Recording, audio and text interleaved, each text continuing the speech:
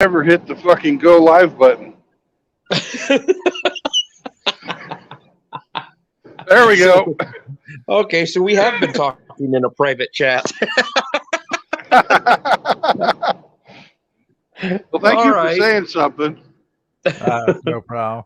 This reminds me of a joke that the great late Norm Macdonald told. You'll enjoy this. So Norm Macdonald was talking to a guy from a small town out in the Midwest, and he said, I'm new to these parts. What do y'all do for fun?" And he said, "Well, I'll tell you what, there's a shindig we're getting ready to have where there's a little drinking, a little fighting, and a little fucking." He says, "You're welcome to join if you like." He said, "Well, I mean, it sounds a little wild, but I think I'll join you all at least one time." And he said, "Well, what time should I show up?" And then the other guy that invited him, he said, "Anytime you want. It's just me and you."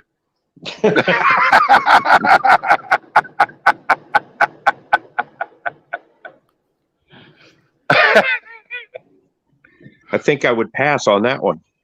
I thought y'all might like that. Oh, I heard a great poor joke here. Brandon will appreciate this one. This guy that I work with, he comes in usually every day and he tells us the stupidest dad joke or just a pun, And he said, "Do you know why the lifeguard couldn't go save the hippie?" And I was like, Why "No." couldn't the lifeguard go save the hippie? Because he was too far out, man. Oh my god. Yeah, I was like, I just shook my head. I was like, "Oi, that's bad." So I had to share it. Hey, Megatron 84 is in the chat. Hey, Megatron, how you doing? Now that Brandon hit live, and I just stumbled across it. It really didn't give me a notification. It did say you were scheduled, and then so I clicked on it, and then it had a StreamYard, and I was like, "Well, that's weird. He's not." I got a StreamYard, so I just hit the StreamYard and came in. But I didn't notice it. We were just having our own private conversation. Well, that's what happens when with life in the big city. Yes, sir. Speaking of big cities, which one are you going through right now?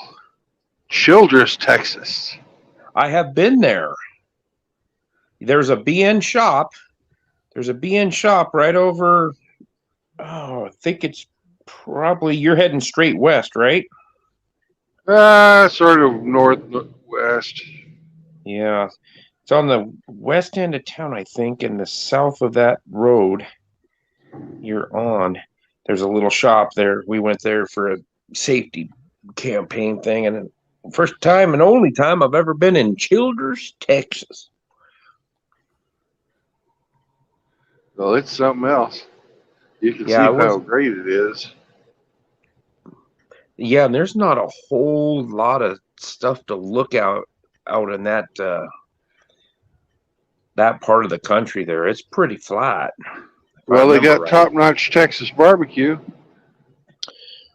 I seen they had a Sonic sign too. We have crispy crunch chicken. There you go. They've got a visitor center. Well, I just saw a sign for Dumbass, Texas too. I mean Dumas. You just went by. Yep. I'd have to turn. And there's blah blah blah buffet. Nobody's there. Golden Dragon. Oh, the Golden Dragon.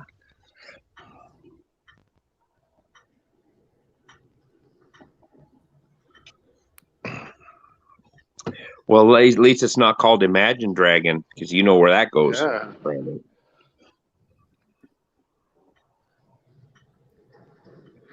There's hamburgers, barbecue, and catfish. The old fucking greasy spoon, though. A catfish hamburger sounds interesting. A barbecue Yeah. catfish hamburger? Mm-mm. Yeah. And on the wall, I noticed they had some rather impressive bucks. So my guess is that place is paid off, and the old boy just cooks what he fucking feels like. There you go. And Indy's in the chat. Smurf's in there. Hello, Smurf. Hey, Indy. MGTOW Outlaw's in there. He's probably got his pants off because it's 5 o'clock here. So yeah, he's probably well into his pants off dance off. Well, is Riggs around? Riggs is not in here. Well, then Hemi might still have his pants on. Hemi or Outlaw? Shoot me, Outlaw. Yeah. Oh my God, they've got a Pizza Hut. Pizza the Hut? Yep. Looks like they got a 66 Phillips too. Boy, you are highfalutin. You know it. They ain't country if they don't have a Golden Corral, though. Oh fuck. You're running out They of got town. a pawn. They got a pawn. They got a pawn shop with a giant pistol as a barbecue. Well, that's all right. They got a Thai kitchen in the hotel here. Ooh, yuck. It looks filthy from the outside. Was that a six hotel? Hotel 6? I think it was like a 4.5. Oh, okay. So Pop. Starbucks. Pop would rate it a 4.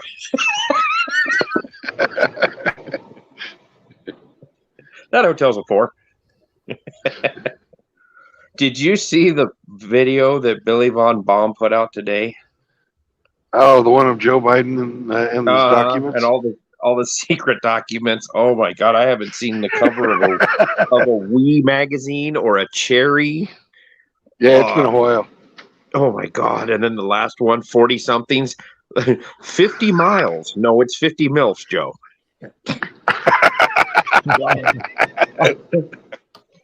So what's the deal with that? Are they getting ready to get rid of Joe Biden?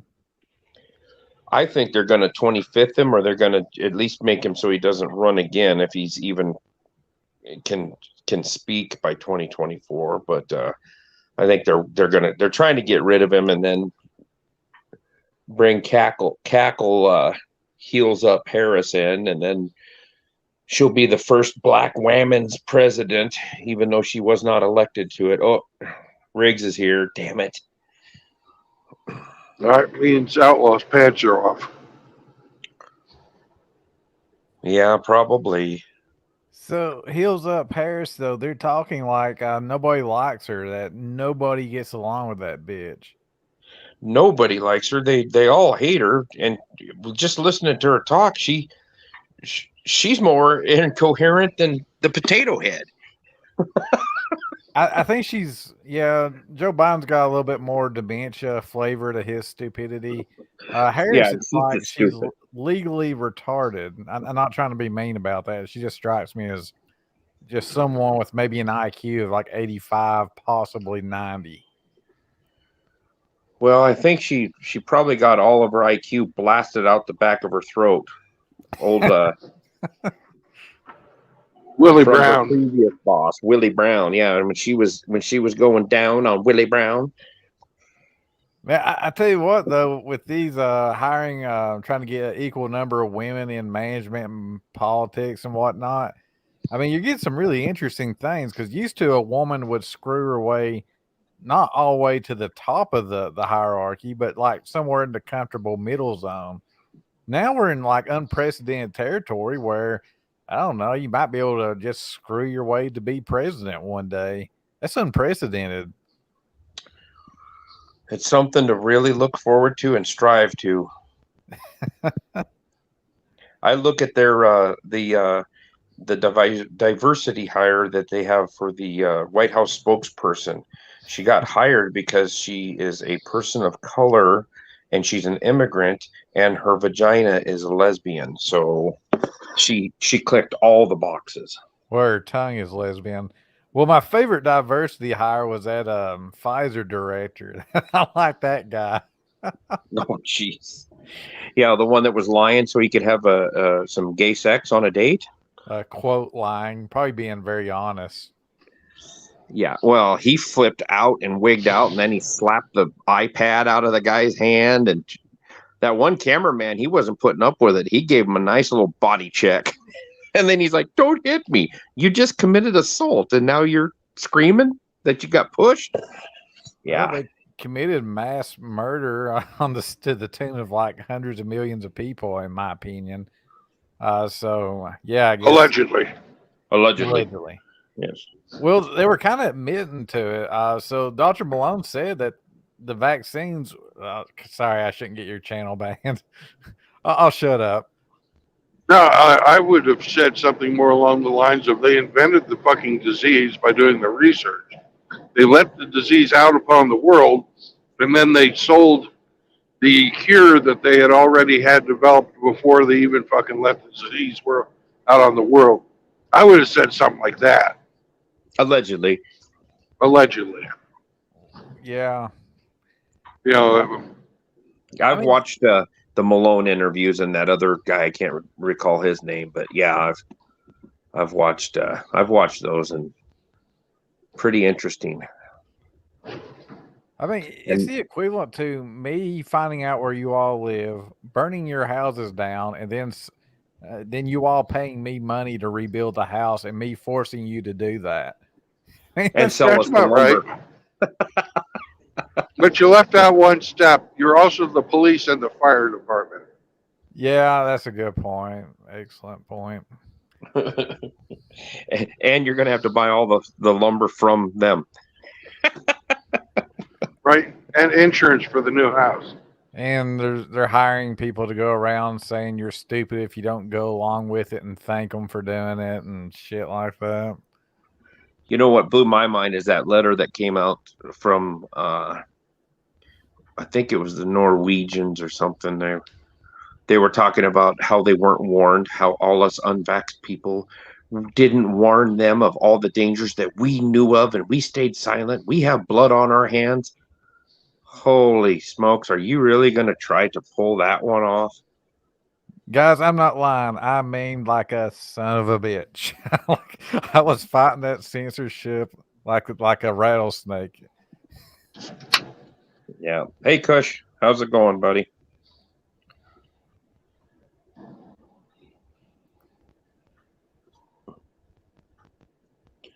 Yeah, I just about lost my job over it, and I had 27 years in, and I was ready to walk away. And fortunately, they backed out of it because they knew they were going to lose at least 25% of their workforce, and we're already shorthanded. They didn't want to do that. Well, they did, but they couldn't. They got the Supreme Court to shoot it down, but in all likelihood, the Supreme Court is being subverted. So they realized there was not enough allegedly going along. Allegedly. Brandon make a good lawyer. Allegedly. You can get away with saying anything if you say allegedly after it. And in my opinion, I believe. Yeah. Kind of like every fortune cookie, fortune can be the fortune's read out, and then if you put in bed at the end, they all make sense. That's very true. You're going to find some promising prospects in bed. In bed.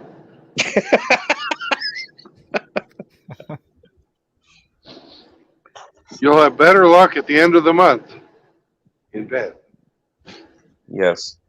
Every fortune cookie can end with in bed and still make 100% sense. You'll finally find fulfillment. In bed. And that's a beautiful sunset. It really is. All those ice particles hanging out up there make a really nice What's the temp down there where you're at, anyways, Brandon? 29 degrees. It's balmy. I'm at 12, so yeah, I would take 30. As cold as it's been the last 2 days. Last night, it right before I went to bed, it was with the wind chill. It said right before I went to bed, 41 below with the wind. Well, I was in Vernon, Texas, which is about 40 miles from Wichita Falls. Vernon, Texas, we got about 3 pieces of ice come out of the sky. And basically nothing. Wichita Yeah. Falls, I was talking to Chaos. The whole fucking town is shut down because they had got so much ice. Yeah, I was gonna say they had freezing rain and yesterday, sleet, didn't they? Yeah. Yeah, he was saying something on one of his gaming streams. He said it was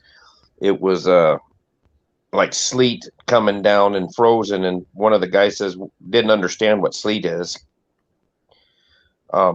And he said, "Well, what is sleet?" He's a little bit of a kind of language like the weather. barrier. It's sort of like the weather equivalent of taint.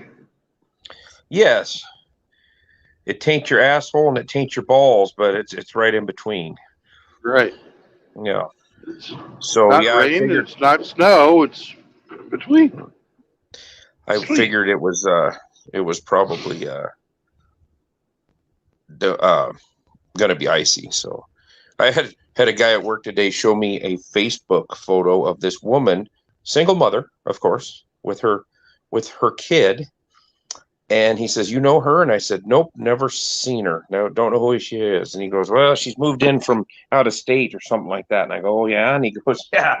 He goes, "A buddy of his or somebody he knows, or maybe it was just somebody on Facebook to put it out there, but I thought he knew him, hooked up with this gal.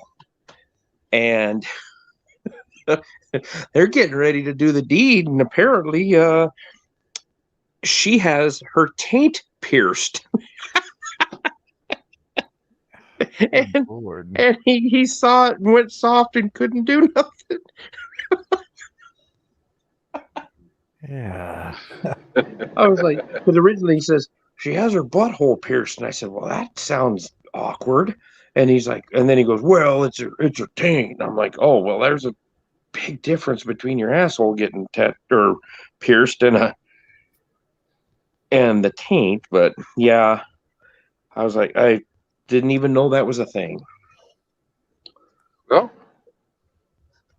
who was it that fucking bedazzled her fucking vagina? And then she called it bedazzled. Jennifer Love Hewitt. She bedazzled her cooch Yeah. with like little stick-on rhinestones, or did she had them implanted?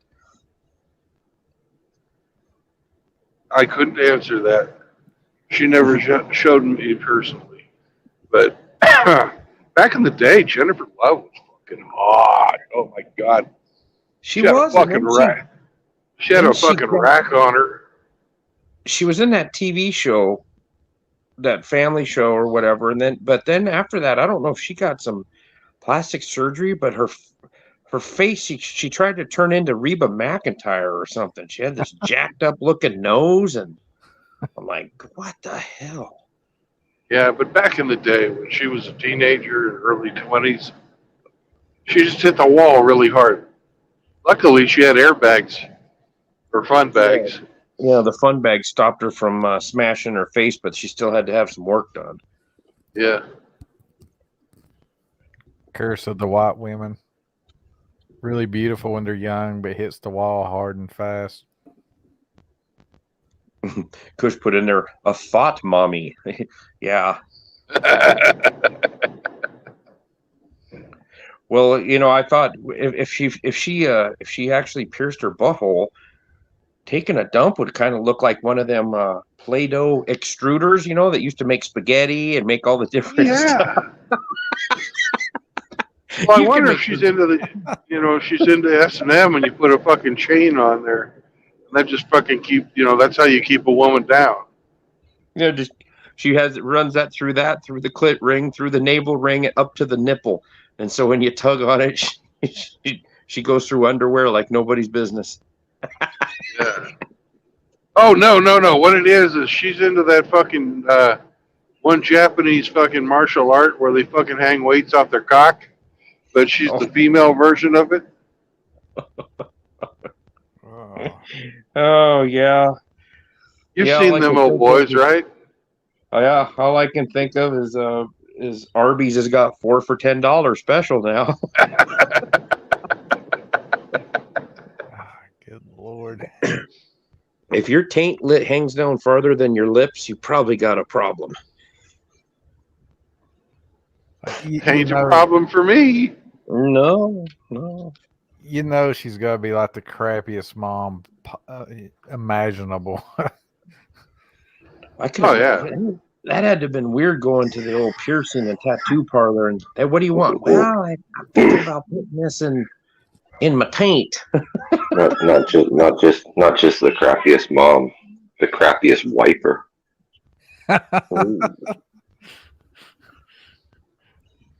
How do you wipe? Well, you're right. The women, they have to wipe a very specific way, and that shit's going to be in the way. No, the ring is going to be in the way of the shit. I thought the long fingernails were a problem, but that's a whole new level. Some fucking piercing there. It's like Well, you would think the road long fingernails speed would help them. You think that the long fingernails would help them dig out the corn? Did you guys ever hear that comedy skit that oh crap, I just forgot his name. Pauly Shore did when he was talking about that freaky girl that he was having sex with. And she stuck her finger in his butt, and the next day he shit out a Lee press-on nail.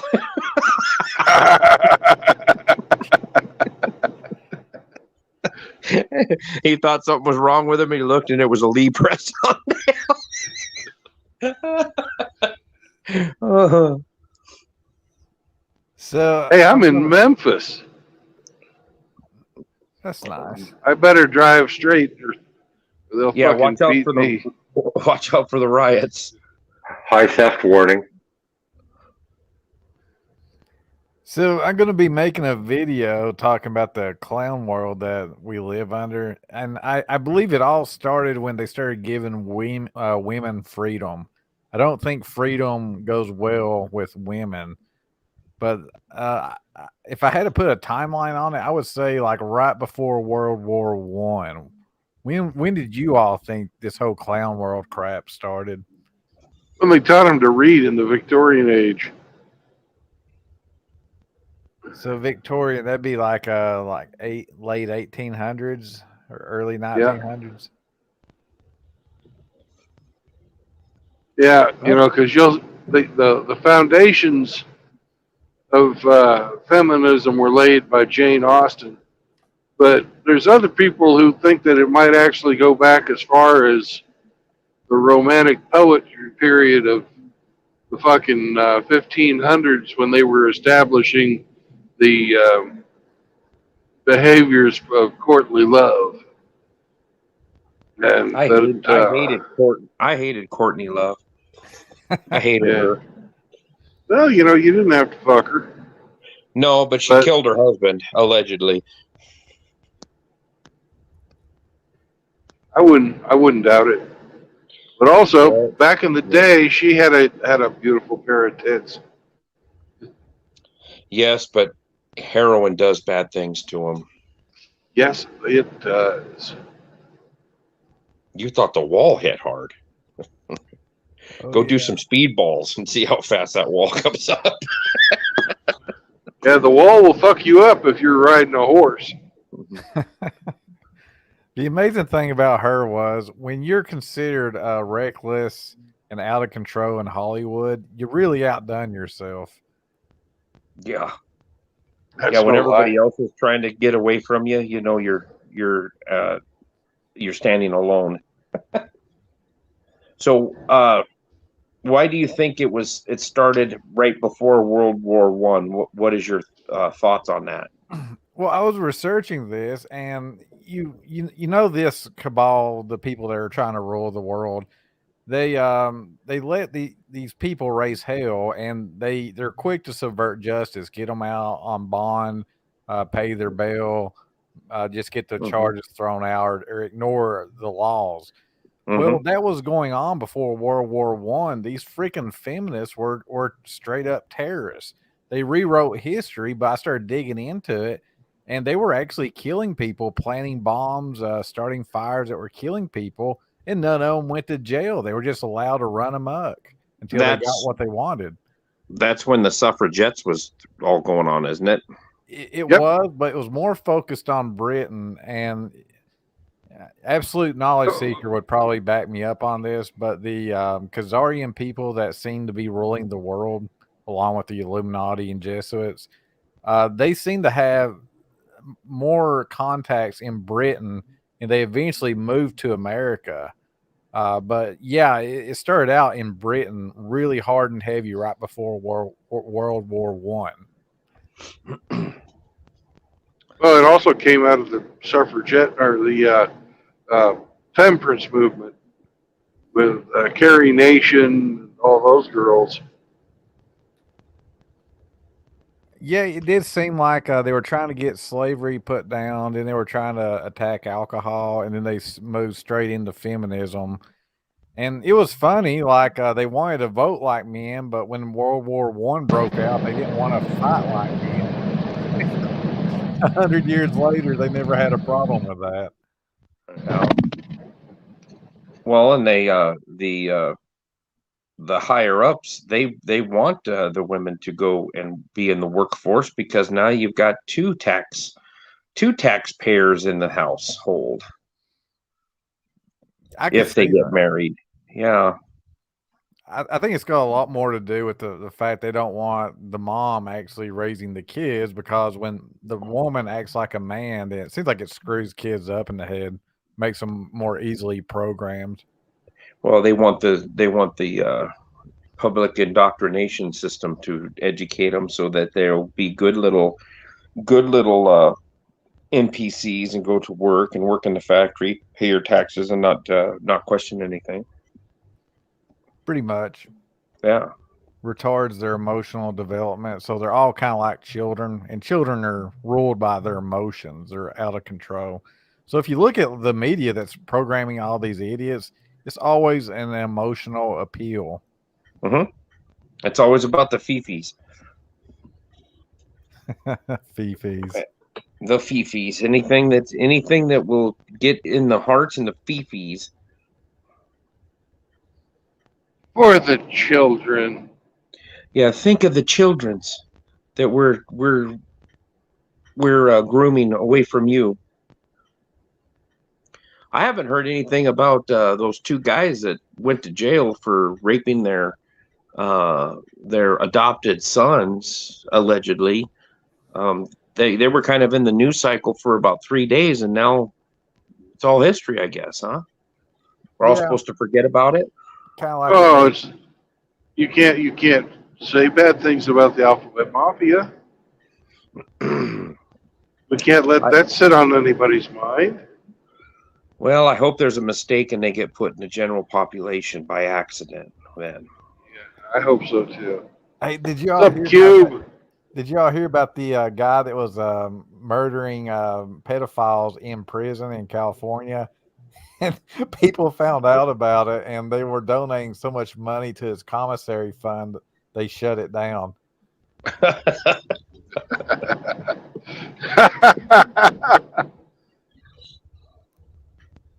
He seemed like a nice guy. I liked him.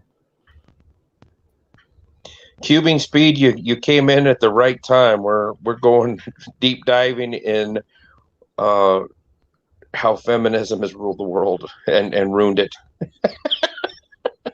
Cubing's like, what did I just come into? It's Deep Thoughts with Brandon Trueblood on his trucking journey across the United States. Yeah, it's funny. I was in someone's chat because my channel got banned. So I'm Russ Shackelford. And someone was trying to accuse me of being a feminist. And I'm like, dude, I like made a religion out of them being succubus Jezebel demons. That's my religion. Your Truth Anchor channel got nuked? Yeah, because I wouldn't shut up talking about the genocide juice. Oh, when did that? I was gonna say I haven't seen anything new from you in like a week and a half, couple weeks. I'm exclusively on BitChute now. Maybe like 2 weeks, I guess. Oh, really? Okay. But they sandboxed me all the crap. Like I had so few views there toward the end. Oh yeah, you were getting shadow banned pretty good, weren't you? Big time. It's all good now. I get a lot more views on Gab and BitChute, oddly enough. Well, put your link in the chat. Your Sure. BitChute link. Hey, fucking promote the fuck out of yourself. Why not?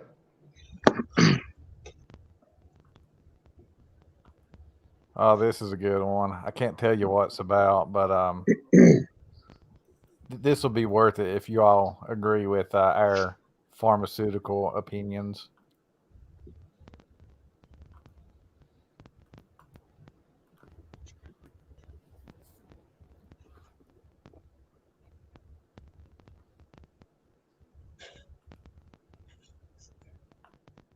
Allegedly.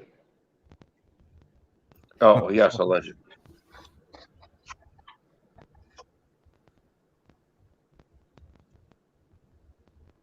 Well, do you guys think I ought to stop in the Big Texan again tonight? Oh man, you could eat that 72-ounce steak? Oh no, I couldn't eat that thing.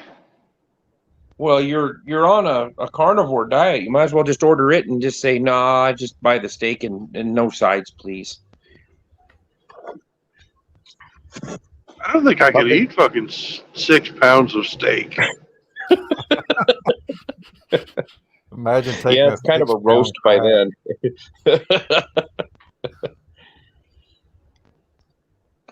I'd like to try that place sometime. I heard it's pretty good.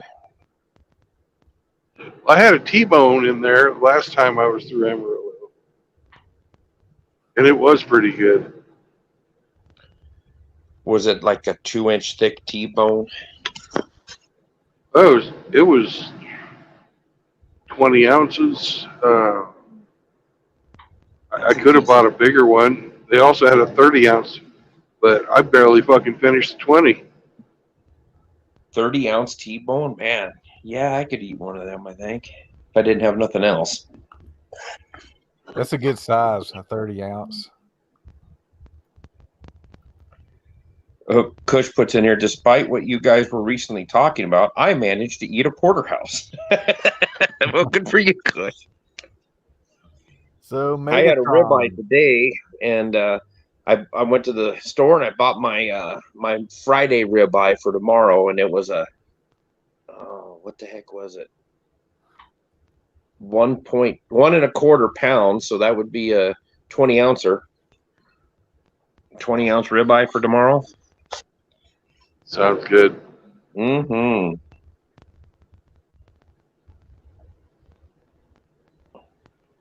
Well, Tim Elgato says, damn, I'm hungry now. It's very, very early in the morning over there where you're at in the Netherlands. Steak and eggs, brother.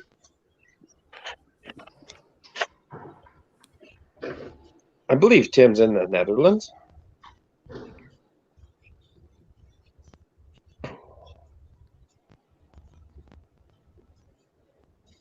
I never inquired. I feel like a good person now. Yeah, he says it's 1:35 a.m. over there right now. Yeah, you might be a little early for a steak. Actually, Oh, hush your mouth. it's like Hush Jell-O. your mouth. Hush You can your always- mouth. Shut up, Miss Elite.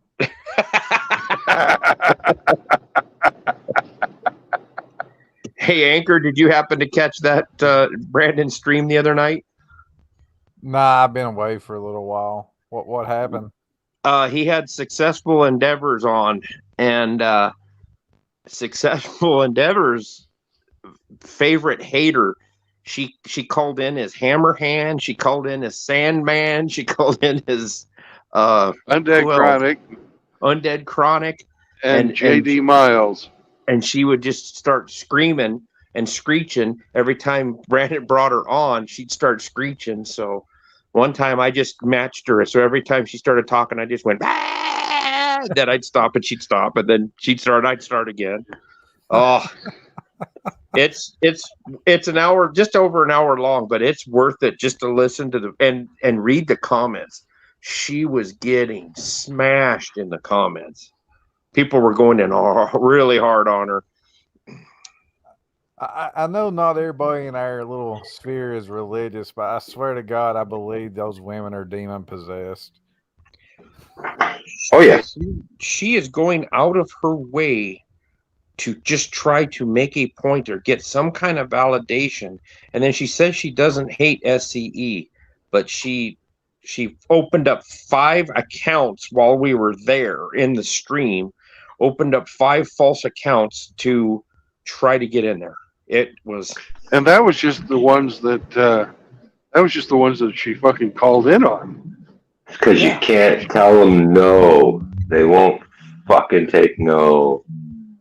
Yeah, she would not take no for an answer. And I flat out told her, I said, you're not welcome here. Brandon has said it.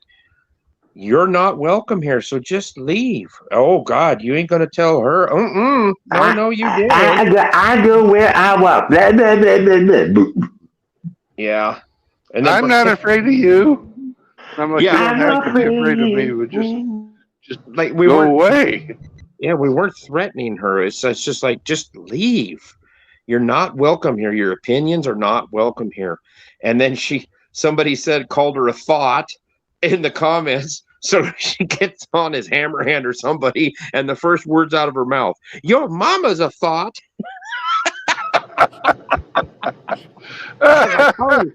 Oh, snap, you got me. Damn. How will I ever recover?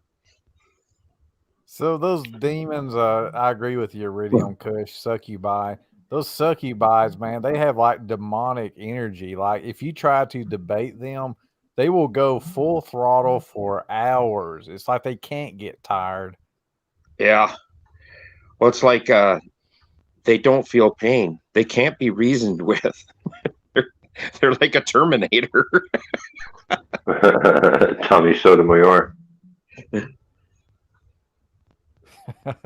300-pound woman living in her car.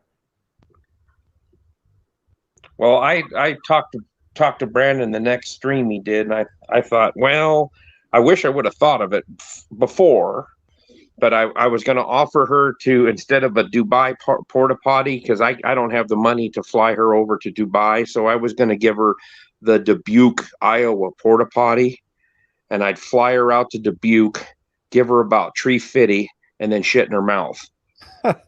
And hey, wait a second. Brandon's got CDLs. We can drive her anywhere in the continental U.S. That bitch is not getting on my truck. Be the tastiest thing a man's ever made her.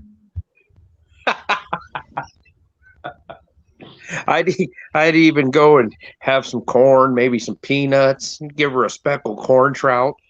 And a fucking glass of coconut oil. Pet cargo. Yeah, she went out of her way to, man, she just, it was her life's mission to bash SCE as much as she could. Yep. They're like fucking laser beam eyes, man. They focus on the target. Until they get another one, they won't relent. You say how they don't run out of energy? It's because they suck it out of their victim. You're right. Yep. Female narcissism. They're vampires. Emotional vampires. They fucking feed off you until you're fucking just a shell, and you're just, I'm so tired, done. You know? They also emasculate men, and that's how they feel like they can get their masculinity by pushing males down. The freaking hyenas do the same exact thing. As Kevin Samuels used to say, "Put your dick away." Yeah. Yeah. I don't understand what I mean. I can understand doing some trolling for fun, just for a laugh, but this is like her full-time job. She supposedly is got a degree in psychology or is trying to or whatever. She's batshit crazy. Yeah, well, black women are the most educated as fucking the ball. They've got tons of useless degrees they never fucking employ, all paid for by you fucking working schleps. Pretty much. I can't wait to Oh, see how they. I think I'm going to go take another course now. I want to see what happens in World War II. Are they going to like pretend to be good little traditional women, or Two what? already happened. You mean World War III? 3? Well, I mean, it hasn't affected the West yet so much. So I'm just looking for them to all pretend to be like little homemakers and like, no, we're too weak for war. Well, I'll let them get away with that if they give up the right to vote. Let their bodies soak up fucking bullets. They're good sponges. I know that there's only one right that a man has in America that a woman doesn't have, and that's the right to get drafted and go die because somebody told you to. That's a right. Well, yeah, you have the right. You have the right of the barrel of a gun that you're going to sign up for selective service. You have that right. They don't have that right. They don't have to do it. I don't think it's so much a right as it is a compulsory service. Don't sign up for it and see who shows up. Like it would be a right if men could apply for the army and the women weren't allowed. Then it would be a right. And it used to be that way. They didn't accept women, but then Clown World went in full swing. You got to kind of wonder, like we were talking about earlier, the suffragette movement and over in England with them doing what they were doing. Who was financing them? If they didn't have jobs, they were just women running amok, firebombing. Yeah, somebody was giving them money to go do this, and it's almost like it's repeating itself. They just use Pantifa and burn, loot, and murder as their new lackeys. Well, Absolute Knowledge Seeker would probably have a lot to say about that. But my understanding is the banking system of the cabal, mainly your Rothschilds, they're behind most of that shit.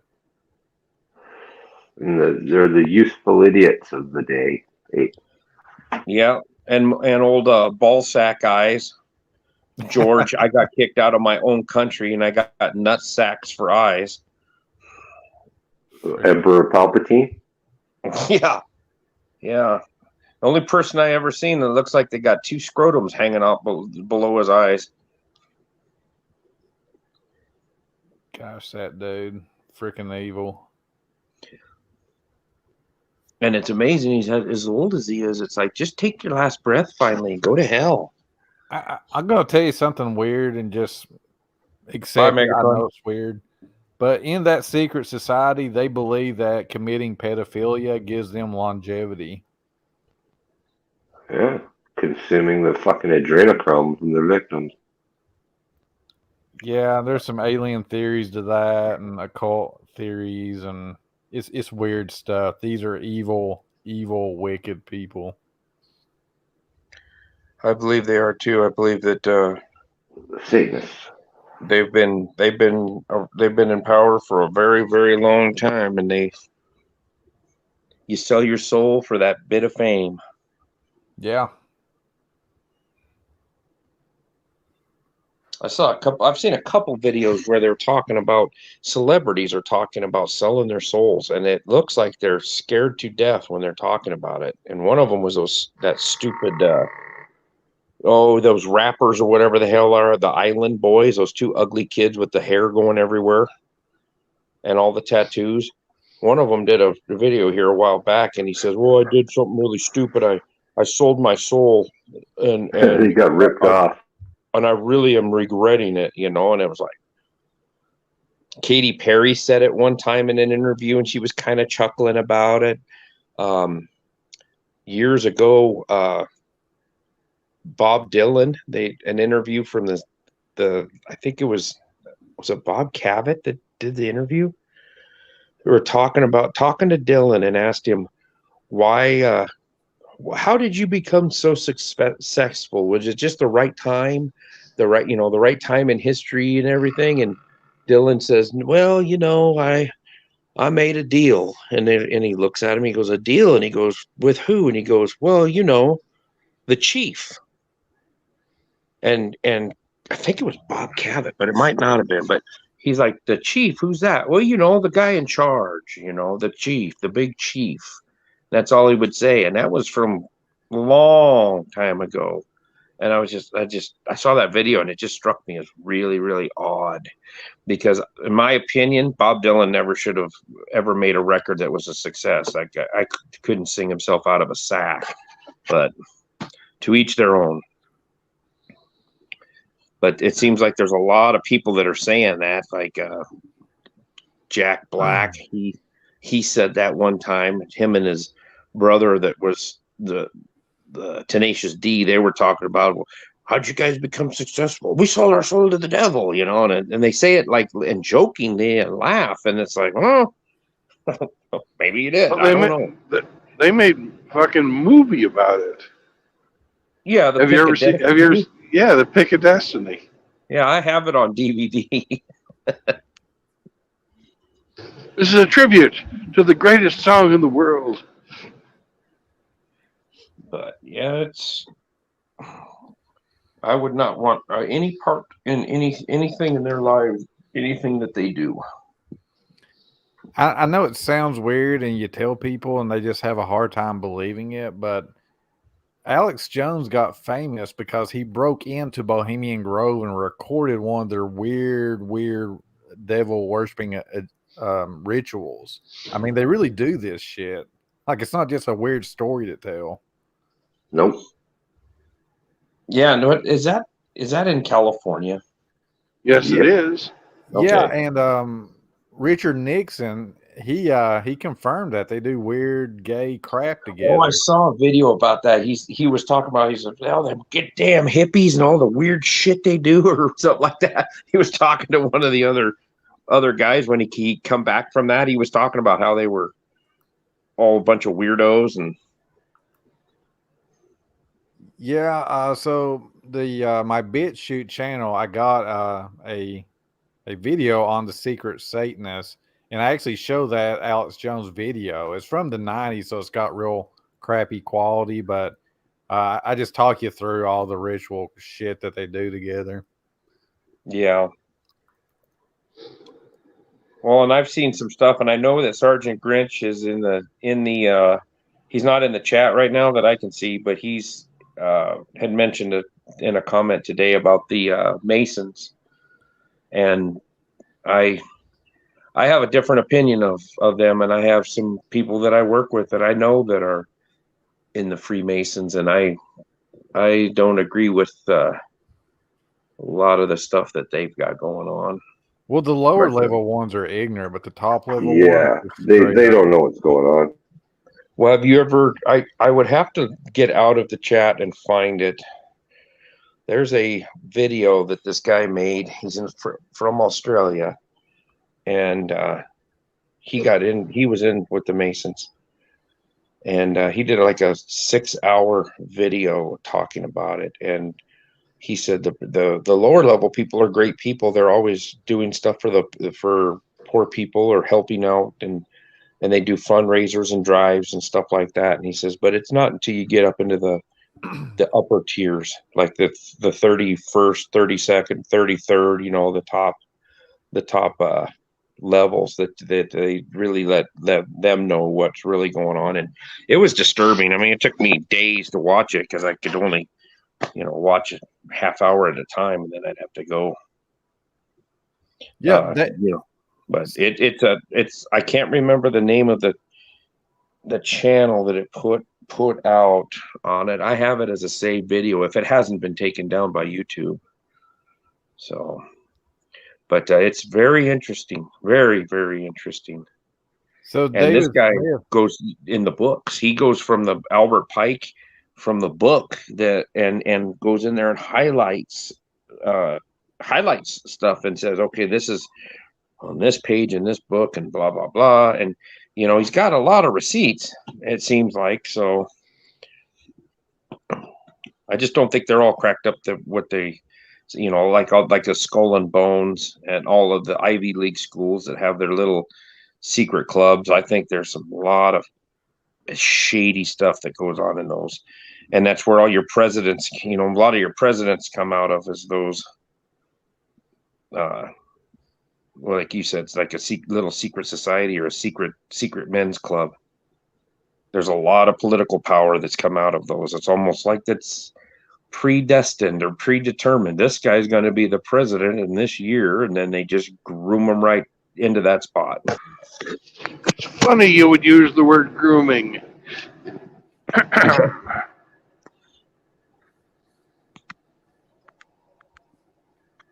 Hey, Bingus, what's going on? He's in the chat. Hey, David Smith's in the chat. Hey, David, how are you?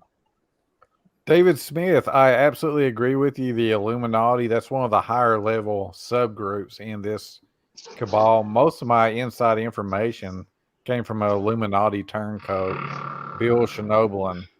That's where most of my information came from. But those Freemasons, they believe they're like a 5,000-year-old organization. It's pretty wild stuff.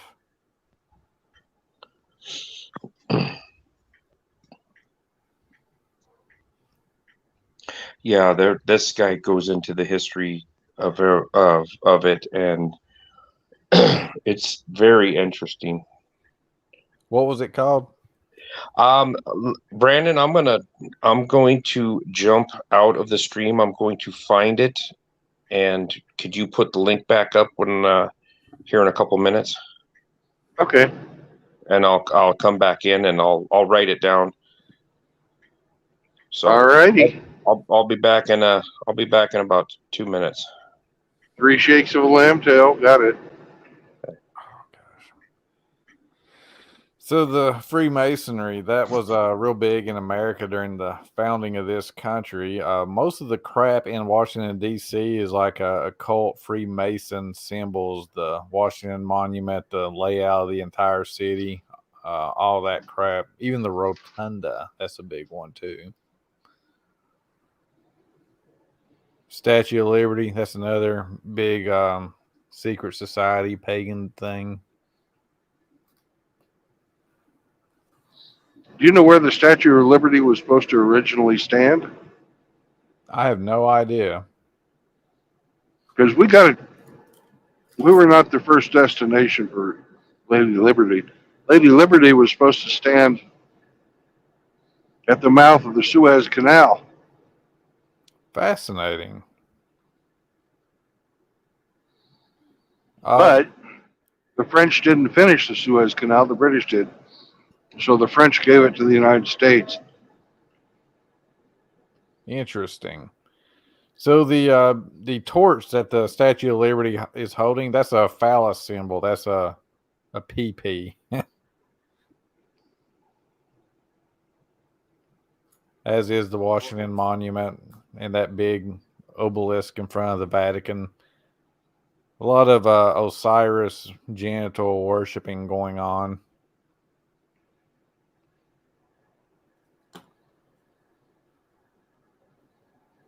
So that's fascinating. Why do they want to give it to the Suez Canal? Well, the French were attempting to dig the Suez Canal. and they failed either politically or with or they were beaten out with a battle, or they just didn't have the technology. I know the thought process was that the United Kingdom was powerful because they were shipping from the east to the west by way of the Americas. So I think the French were wanting to bypass that with the Suez Canal.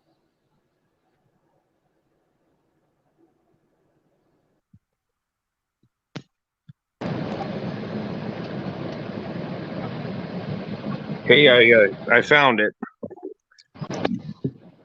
The name of the YouTube channel is Will Jova, Will, last name Jova, Jova. And the title of it is X Factor Star talks about the world's secret religion. The guy that does the video, it's 5 hours and 17 minutes long. And if you break it down into like 20-minute segments and get through it, but it's worth the watch. And he goes through, like you were talking about, all the rituals and stuff, and he explains how the number system works, how the robes they wear, and the sashes and the stuff they wear, and in front of their groins and everything, and what it all means. And it's those are aprons. Yeah, but it's an apron, but it covers their junk, and there's a reason for it. So yeah, it's very, very interesting. What the hell did I just do there? Okay.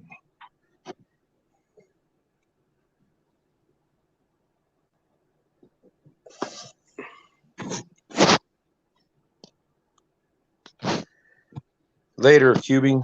Looks like he's work issues. Be back later, he says. Hi, Cube.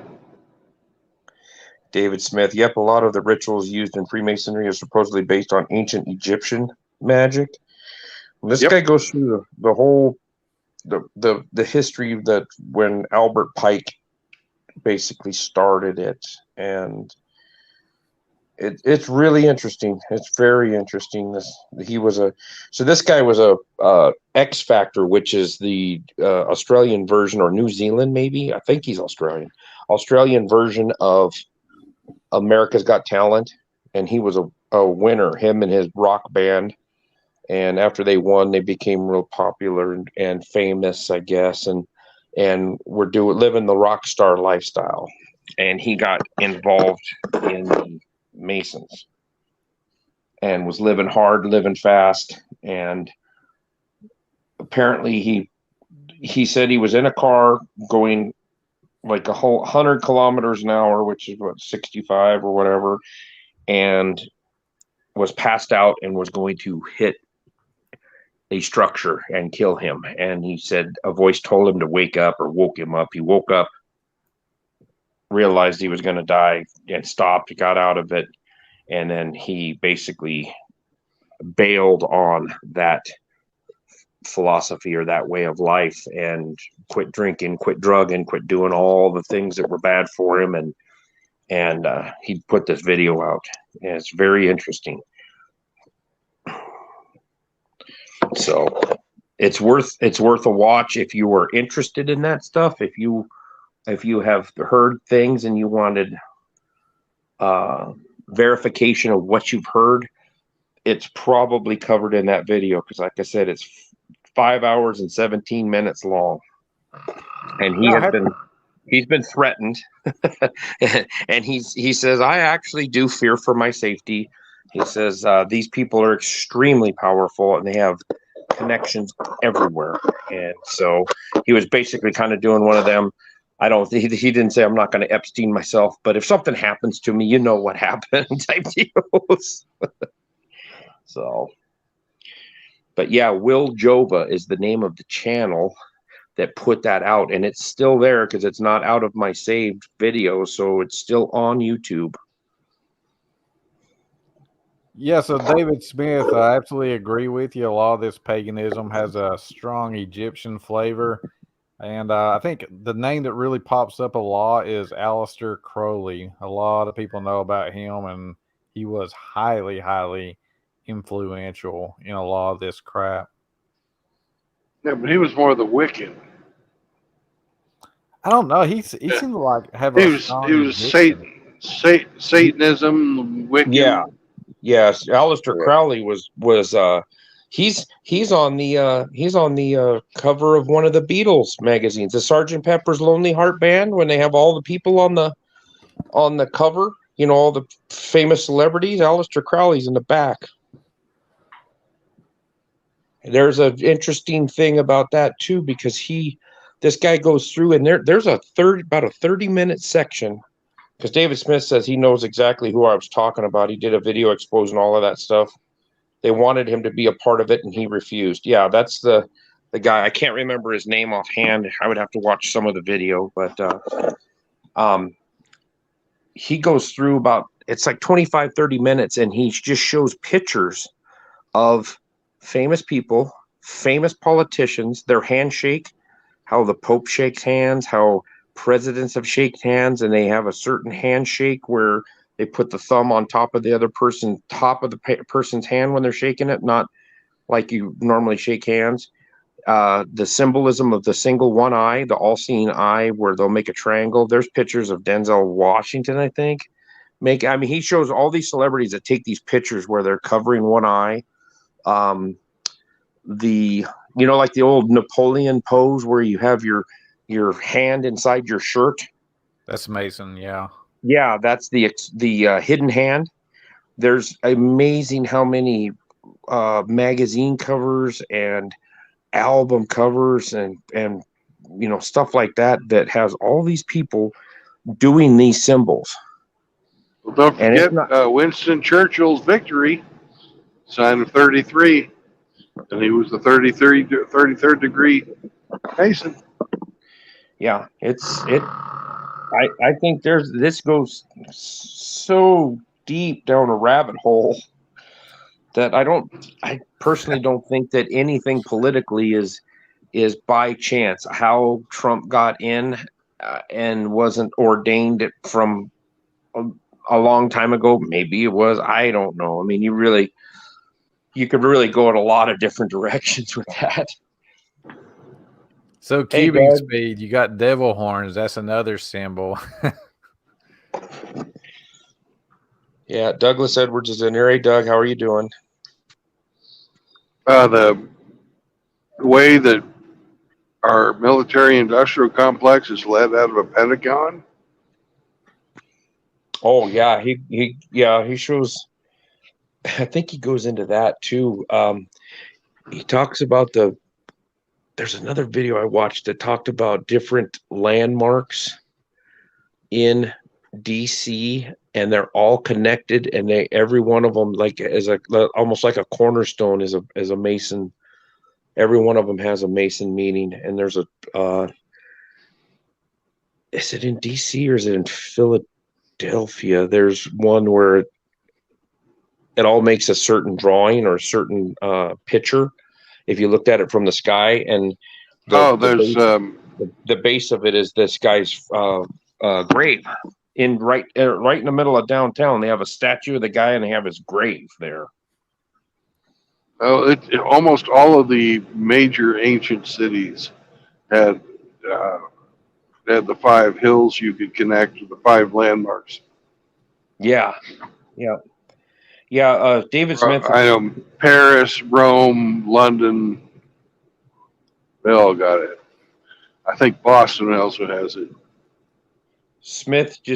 David Smith put one in here for you, Brandon. It says Crowley went all over the world to learn about the different occult practices. He eventually put a bunch of them together to create the Church of Satan. Yep.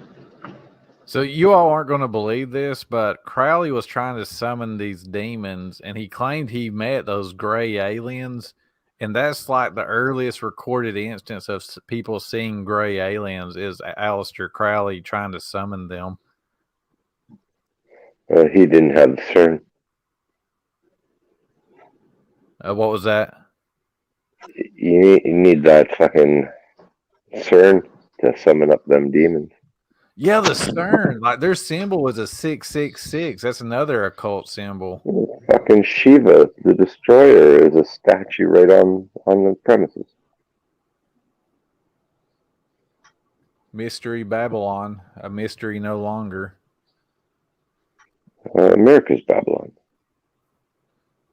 You know, I said that like a couple of years ago, and I'm starting to hear like a phenomenal number of people say that now. I guess it's becoming more apparent the closer we get to our destruction.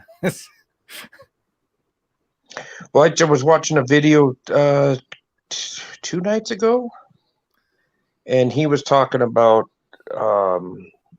Nephilim, about fallen angels, about different things, and this guy was talking about how throughout Christianity or the times of the Bible, there's paintings of biblical scenes, and there's spaceships up in the sky, and he is under the belief that the Greys, they're not really alien, they're actually demons.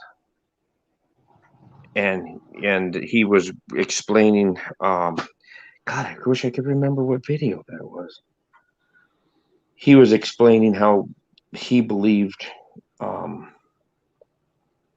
that all of the cryptids and the stuff that can't be explained, how he believes that they're all basically demons. And then they were talking about the math of when Satan was cast out, or Lucifer was cast out of heaven and took a third of the angels with him.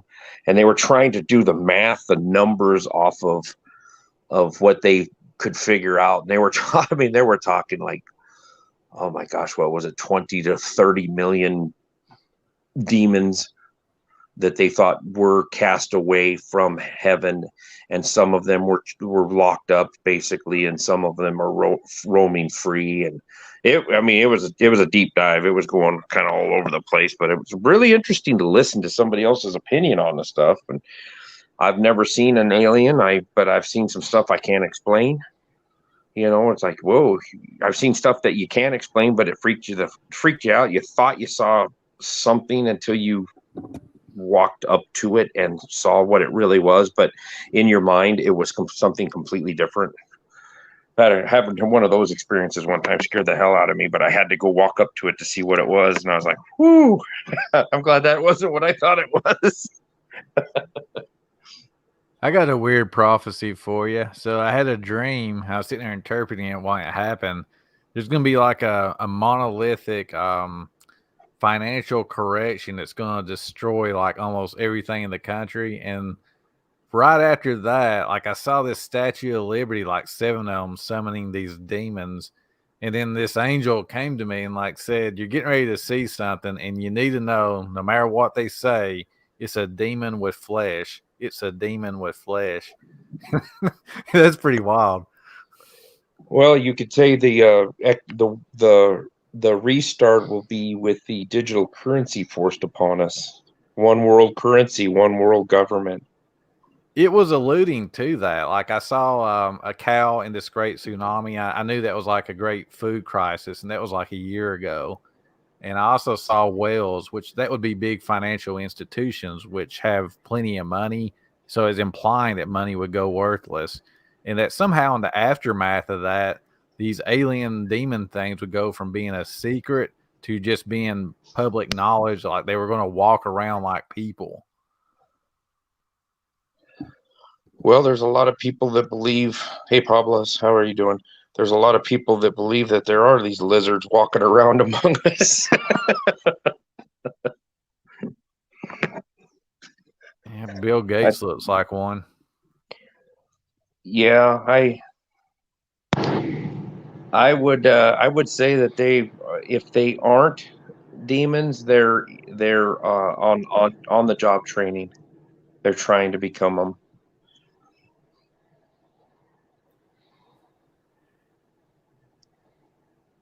But that Hey, idea Brock. of the Nephilim, though, that's pretty wild because, like mammals, whenever you take two different species and you breed them together, one of the attributes is giantism. So these giant hybrids, I mean, that's got a little bit of scientific backing to it.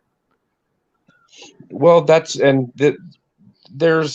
another guy named Scott Carpenter that does a lot of stuff with Bigfoot research, and he did a book where they did a DNA study and they found they got a bunch of samples from supposed Sasquatch, like hair samples and stuff like that, and they Allegedly.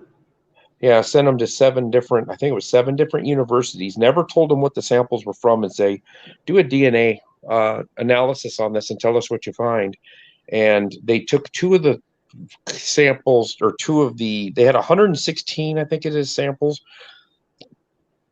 20 of them or something like that were contaminated of some sort.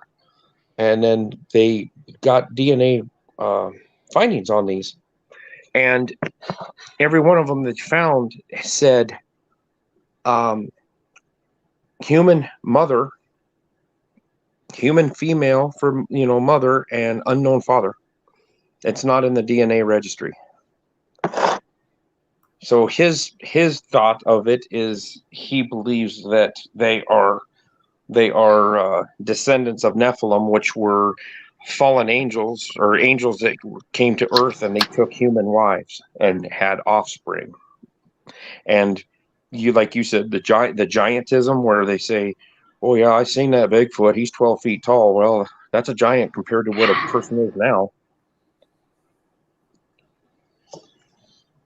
And there's stories of in Afghanistan and the Middle East of red-headed giants that have killed people, and they're it's crazy. I mean, I think there's a lot of stuff on this earth that I can't explain. I'm not smart enough to give you an explanation one way or the other. I think it's just up to you if you're interested in the subject. Well, look into it. If you're not, then don't look into it.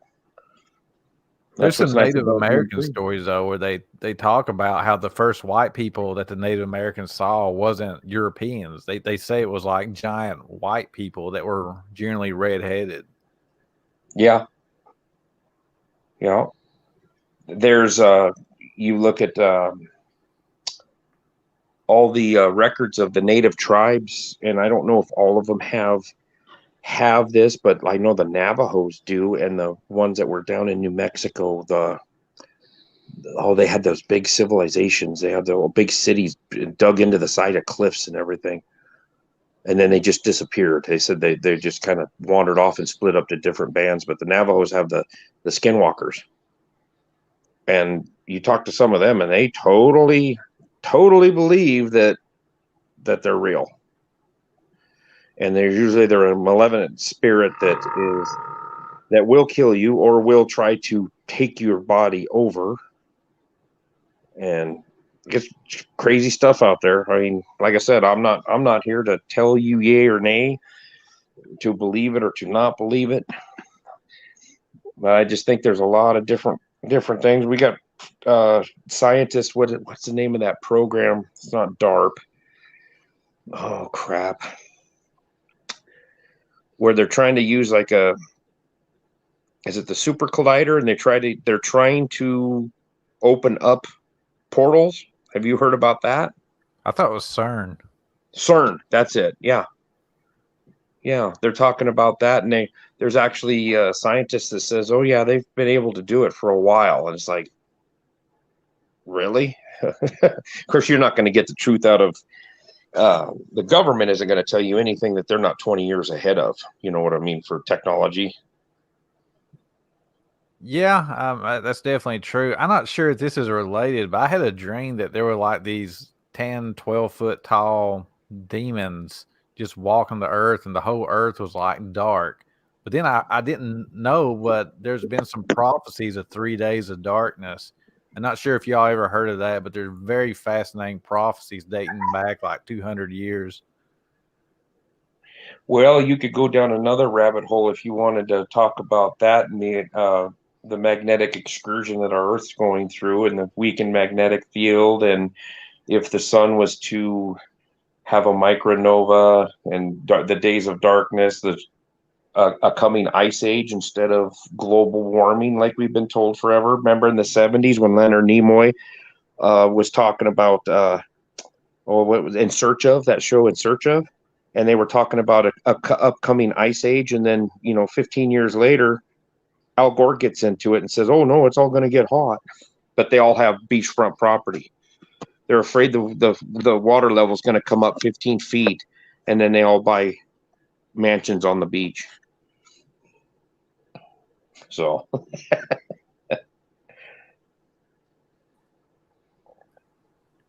I love rich people flying around in private jets telling me I need a bicycle to save the environment or the climate.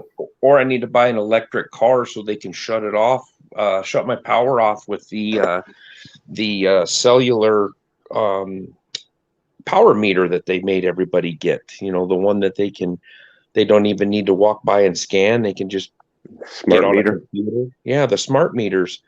Well, they proved in California they cut people's power down and their temperature, their air conditioning.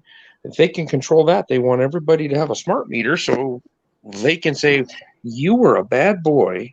We're going to shut They're your doing car that in off. Colorado too. Those Yeah, people with the smart thermostats. Yeah. Then they wouldn't let him go below like 80 degrees or something like that with their air conditioning. And it was like 105 out.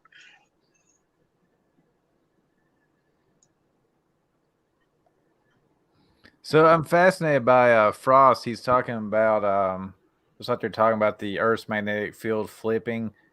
Yeah, that's in some stones that record the Earth's magnetic field when they cool. So that has happened, but you're saying there's no record of a extinction level event when these poles flip.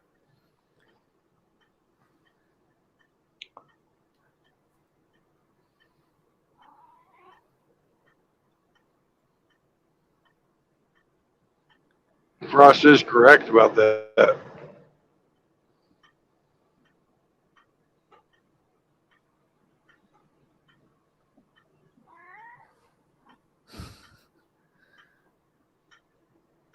We've covered a ton of subjects tonight, Brandon. You thought you were just going to talk about eating a steak. Oh, I wasn't talking about this stuff, but I let you all roll with it. I'd like to talk about steak. That's a good subject. You guys can talk.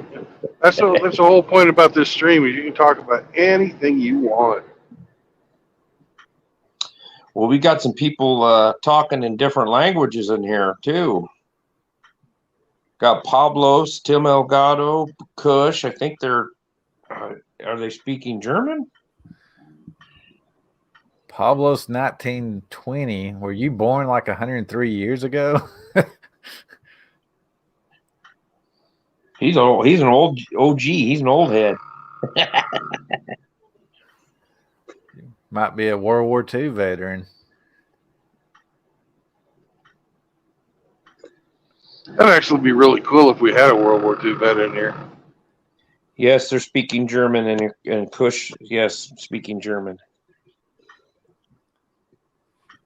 Yeah, if we had a World War II vet in here, they'd be quite old. I do have my grandfather's drinking glass he got to commemorate his service in the Pacific. He was a radio man fighting in the Philippines. That's very cool. I had he was my step grandfather because I never knew my dad's dad.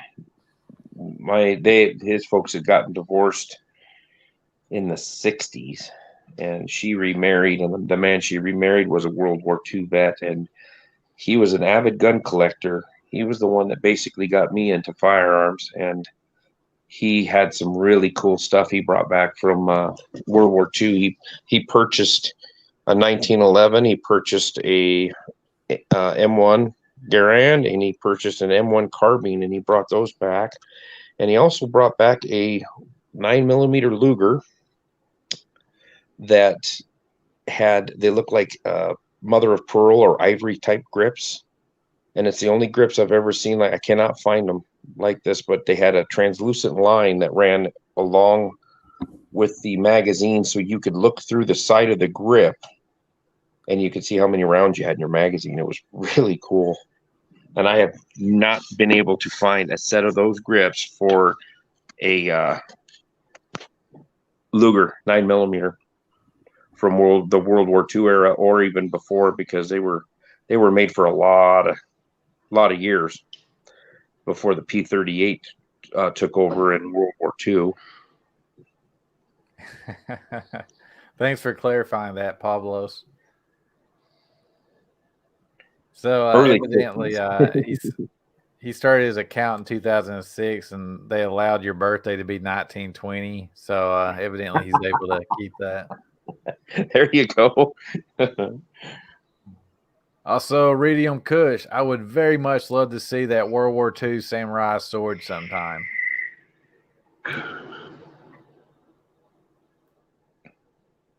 Yeah, Tim, that Luger was it was old. I never knew the date of manufacture.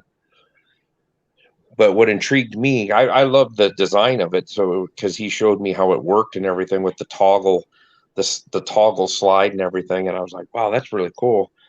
But the grips got me because they weren't black plastic grips. They looked like ivory or that mother of pearl, but they had a clear translucent line through them. So when were they really making plastics? I mean, did they make? I know that the Russians had, is it called Bakelite? Yep, Bakelite. Yeah, they used that in the AK-47s and some of the magazines and stuff, Bakelite. But this was, I don't know if this was a resin that was made into a handgun grip, and it had a clear strip through it, or what. I really wish I could have, as an adult, I wish I could have went back and seen it. But his drug addict son sold all of his guns, and he had a room that was wall-to-wall rifles, two rifle racks high, and they completely went around a room that was about 12 feet by 6 or 8 feet. It was like almost like a storage room, but it was completely full of rifles from the floor to the ceiling, rifle racks. And all of those guns got sold for drugs and whatever else. So very unfortunate that that's how my step grandfather died broke, living in his son's garage with a dirt floor.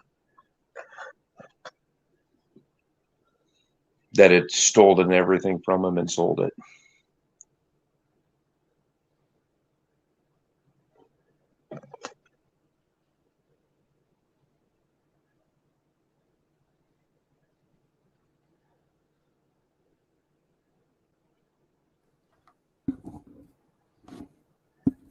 So Cush's samurai sword was a military issue World War II sword.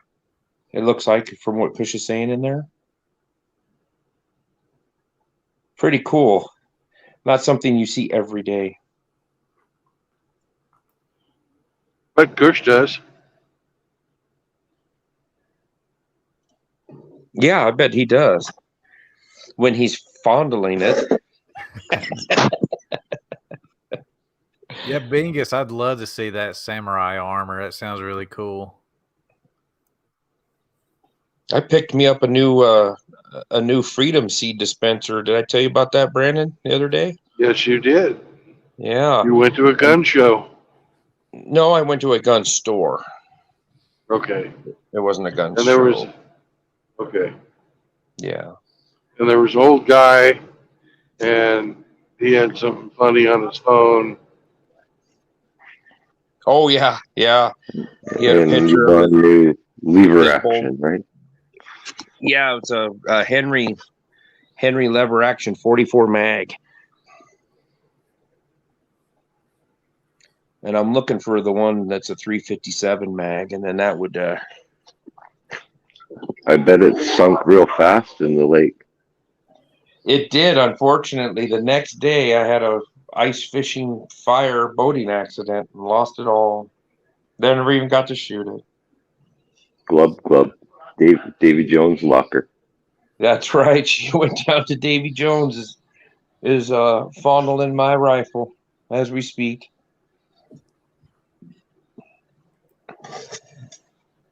So I had fun. I got a 12 gauge semi-automatic, one of those really cheap Turkish guns. Man, those things are fun. Yeah, I bought a shotgun that I lost again in a lake accident, but it was a single shot 12 gauge, and it almost folds completely in half. It's made in Turkey, and it was $107 with tax. I took it out and blasted some double aught buck through it before my tragic accident, and it's a nice little truck gun or backpack. You can fold it up and put it in a backpack. So, who was saying? Oh, Pablo's. Great to put a voice to the ape. Love the accent. To be honest, I'm the one with the accent. And the Canadian flag. Oh, so do you sound like the Hemi 4-speed over there? Pablos, I'll show you a picture of my face because usually I have my camera on, but well, I'm not on there. We're showing the road. That's all right. Oh, there I am. What's going on there, Truth Anchor? Ah! Hey, Pablos. Hey, everybody. Ah! Oh, yeah. Pick all the food out of My eyes. Nice beard. My eyes. Nice beard. It's getting there. It's taken a couple of years. I've been divorced it'll be 2 years next month. And I had a goatee and I started growing it because she really didn't. I don't think she liked it. So as soon as I left the house, I'm like, I'm growing it back. I'm not sure where you're from, but I think it'd be really cool if you grow like a southern beard, like down to your belt buckle. I'm letting her go. It was crazy that this hair fell out the other day. It was nuts. So I'll show you a picture here. So this is down to, it's below collarbones. But I had one hair, and I'd find it every once in a while. If I looked down, it would touch my belly button. It was one lone hair. And it got snagged and got ripped out the other day. I was like, oh damn, that was my my go-to to everything else to catch up to, but it didn't, unfortunately. But I'll let her go for a while longer until I choke to death in bed. Yes, Pablos. Tendril. Pablos, I can relate to that. I don't have sufficient testosterone to grow a manly beard like that. That one that went to your belly button, is it like a tendril, like a strawberry plant? It's going to go and root and start a new sprout. Yeah, it was working its way to the belly button. I thought about that. I thought maybe it's going to try to take root, but grow a patch in the middle of your gut. Yeah, it got accidentally pulled out the other day. But I definitely, when you got a long beard, you got to relearn how to eat or eat. Sometimes I forget and I'll have to go wash it out because I need a little pet bird. I need to get a little wren or a chickadee and just hang out on my shoulder, and then it could get all the crumbs.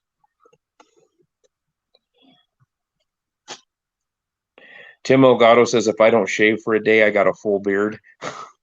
Yeah, I wish my beard grew that well. I got a buddy of mine that has to shave. He could shave twice a day, but when he shaves in the morning, by 11 or 12 o'clock in the morning, he's got stubble, and he has to shave down to his collarbones. So his whole neck he shaves right down to his collarbone. So if his t-shirt dips down a little bit, you can see where he had shaved the shave line, and he looks like a damn black bear. Sasquatch. Yeah, he's a Sam Squatch. Mexican wolf boy. Sweater vest. He's a freaking chupacabra. I used to see him on the tabloids when I was a kid in the supermarket. He grew up and he works for the railroad now. Yeah. Did you guys ever hire Bat Boy? Yes, Yeah, I remember Bat old Boy. Bad Boy. He was famous. In the 90s, yeah, I remember that. Yep. Old Bat Boy. And it seemed like it was always the same damn picture, just kind of like a different angle.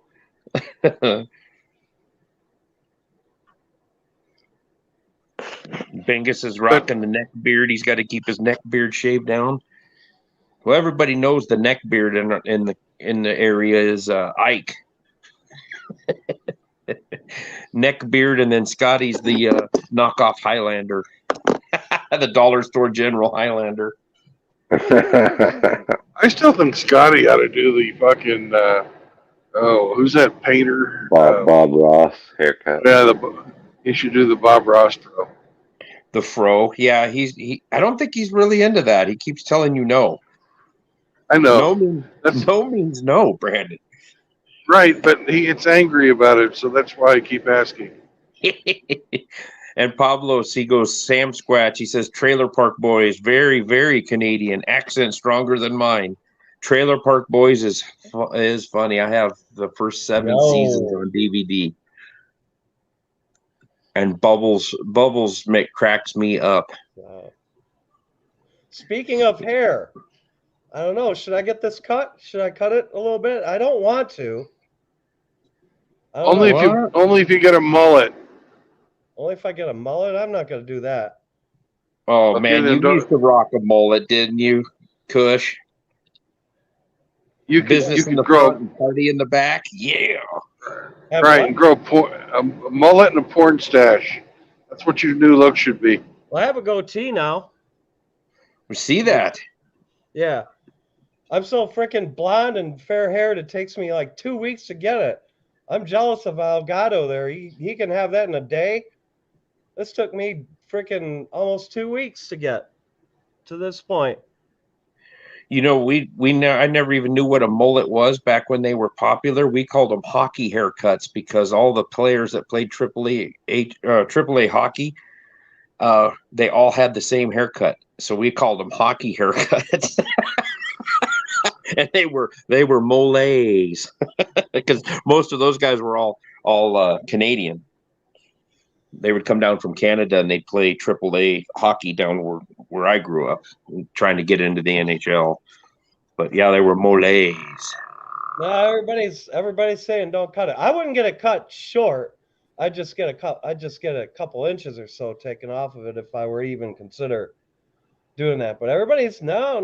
Everybody's No, saying, David Smith says, "Get a haircut, you dirty hippie." Dirty hippie.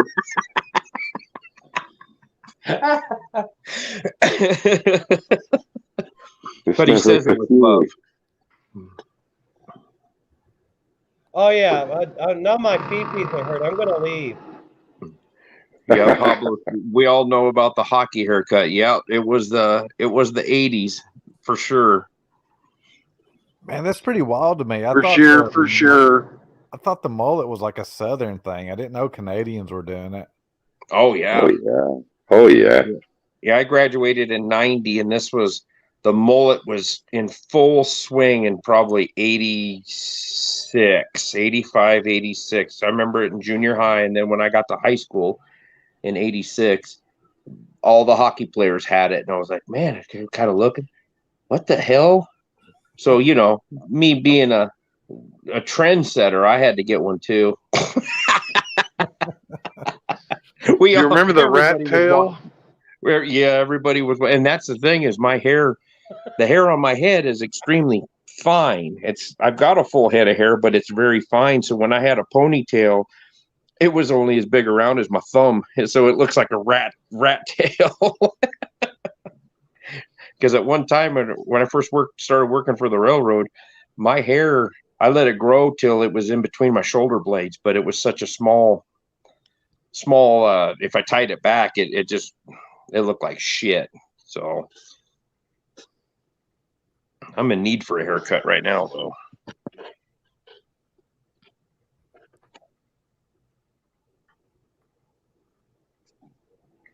Don't So be what else is jealous. going on with you there, Kush? What you been up to?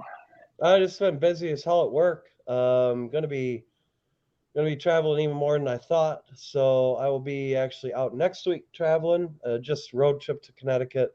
Be doing some training down there for the latter half of the week.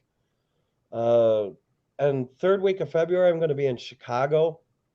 So I'll try and see if I can meet up with Polska or one of those guys out there. Yeah, I know. Cowboy knows where to take you for dinner. Oh God. And I passed up a legit. I was pissed too. I passed up a legit good steak dinner for that. I had planned on going to like a legit steakhouse, and then he's like, "Oh, I think Gone with John had told somebody that he knew I was traveling to Chicago that week, and then he's like, he came and met me, and he's like, he decided he wanted to take me to Golden Corral. I'm like, oh fuck, dude, I can take you somewhere nicer than that. Oh no, he had to go to his damn Golden Corral and argue for his lower price for his steak. Did you get back the damn semi truck tire with? Yeah. No, Hey, I got the Golden Corral as well. You know that's standard. That's his go-to meal. Well, did you He get takes a all his short- first dates did you up get- to Golden did you get a Corral. Did you get a short, blue-haired, 250-pound female waitress? That's what we had. Ours was a big girl. Cowboy's number. That was a golden feminist. The only reason I ate that food at Golden Corral is because when we were driving there from my hotel, he came and picked me up. We were sitting in the through lane. Guy to the left of us and two guys in the left turn lane just had this just crazy ass rap music bumping loud, and we're both just smoking weed. And this was in the summertime, and we were just I was getting a contact high from it, so I was actually pretty hungry when I came to that place. It looks like your eyes are doing better, Kush. Oh, much better. Much better. I actually bounced back from this thing pretty quickly. So Next time, don't use somebody's used towel at the pool. Some fart towel you rubbed your face with. Well, I come to think of that, I bet you the filter in that pool, because ever since the modified little virus, the staffing at these hotels has been cut way back. So I don't think they maintain these pools or anything the way they used to. I can only imagine the filter in that pool was probably changed last during the second Bush administration, that kind of thing. I mean, that water was there was a lot more alive in that water than the people swimming in it. Let's put it that way. You had some sea monkeys in there. I'm sorry? Sea monkeys. Oh, God. Pablo says fat waitresses are the best, really good with the dessert menu and no attitude. Actually, this one did have a bit of an attitude. She wanted to rout us out of there, but Cowboy, we showed up almost when it was almost closing time there, and then Cowboy's like, watch, I'm going to try my negotiation skills. I'm like, okay. So he managed to get us in the restaurant before it closed. I'm not sure if that was a good thing or not. Yeah, they were just trying to run us out because we were the last ones in there. And he said, this is an all-you-can-eat buffet, and by God, I'm going to eat all I can eat. Yep. So I promise anyone, next time I come and see somebody physically, I will take you out to dinner, and I will get you a decent meal Just let me do the dinner part. All right. Oh, Kush, you're the best. Yeah. So Nobody I will does also it better. yeah, I will also be in Portland, Oregon, the third week of April. So I'll try and see Scotty and Ike one night. Yeah. And then I'll be back in Chicago again at the last week of April. So I'll be in Chicago a couple times. I'll be in Nashville, Tennessee, the first week of March, the end of February, first week of March. I'm in Nashville, Tennessee, and I'm not sure how far away that is from Gone with John. But I It's asked John, and he's like, what's that, like 4 hours from Nashville, I think. at least. Okay, Yeah. okay.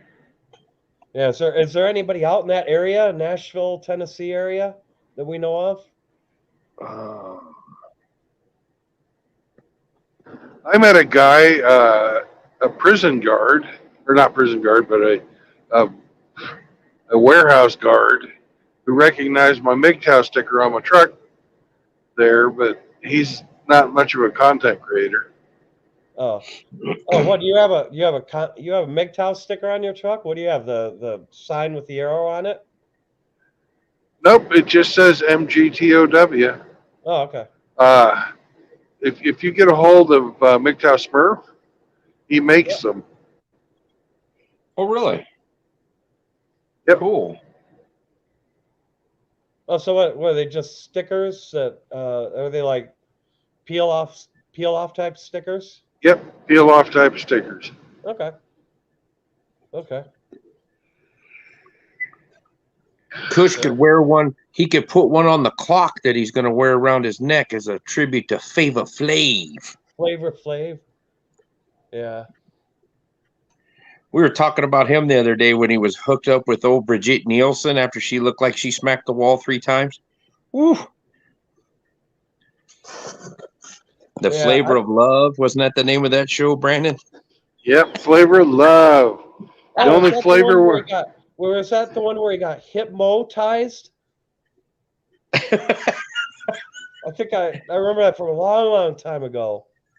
the thing that I remember most about it was that there was this one of the contestants had to really go, and she shit herself while they were all standing around to wait to see who was kicked off. You know, the flavor of love.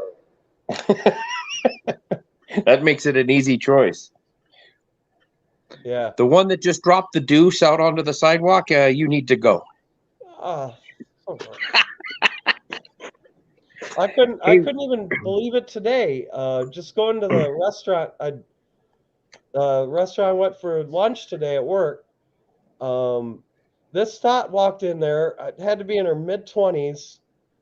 She had on these winter pants on, and they weren't like snow bunny pants. They were like just like these like super super tight gray pants, and that left nothing to the imagination. And it's like it's not even attractive to me anymore.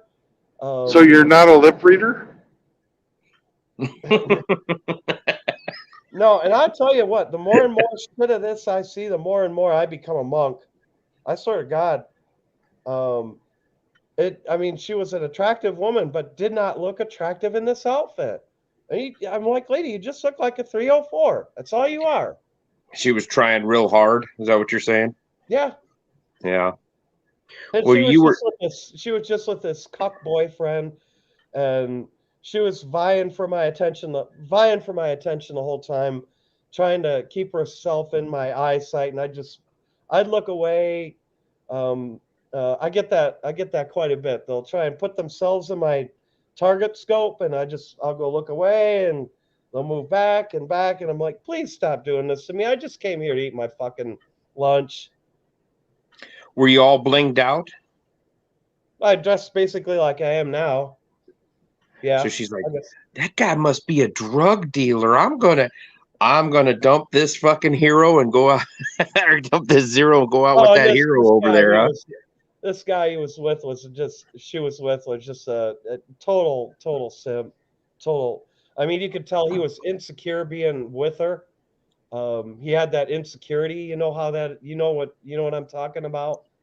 Got the wide eyes and he's looking around the room to see who's looking at his girl. Seeing who's looking at her, Yeah. constantly keeping an eye on her. And then I had to stop at the pharmacy. I walked in the Walgreens there, and I stocked up on a couple of first aid kits just for provisions and stuff. I just took their last 2 first aid kits just to keep that stuff for bartering material and whatnot. And I asked them where they were because you'd think in a pharmacy that would be an easy thing to find, right? No, no. So I asked this kid. He was this little soy boy. I mean, skinny as hell, like 16-inch arms or 12-inch arms. He had the face diaper on.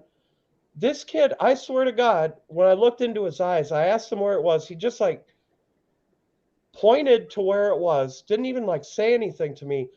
This kid looked like a zombie to me. I swear to God, he freaked me out the whole rest of the afternoon when I was sitting in my office at work. He looked just dead inside. I mean, this is what these commies turn into. They're soulless. These soulless NPCs. Yeah. I mean, this kid had no soul to him. I mean, it was so weird. It just like freaked me out. Did you see what Pablo's put in there? The comment, this last bottom one. Wonder what that camel toe would look like with a deuce in it. I would say probably a chili dog.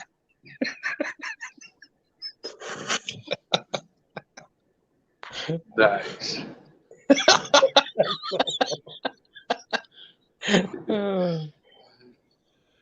Yeah, you guys started talking about the butthole piercings while I was eating my fucking porterhouse steak, man.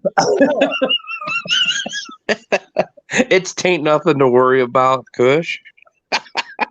I got that stupid song, fucking Jack and Diane. And then the other one that messed me up is Jack and Diane behind Chili Dog. this is gross, but I got to tell you guys about the stick in the finger in a butthole. A chick did that to me once, giving me a blowjob. Fucked me up. It did the same thing. I like lost all interest. I couldn't. She, and every time she started going down harder on me, she started sticking her finger, and she had the same thing. I had the fucking fake nails. I'm like, what are you doing? What the fuck is wrong with you? She was probably trying to wipe a booger off of her nail. Oh. When I was in the Navy, I was kind of poor, and me and my buddy, we hooked up with these 2 girls, and the one that I hooked up, her nickname was Big Bird, because she was tall and had blonde hair, big 80s hair, right? And I was going to town on Big Bird. We were in doggy style. My friend was going to town on the other girl, and he had his back door private parts exposed. And Big Bird reached out there and stuck her finger up his ass while I was fucking her. He fucking jumped. You should.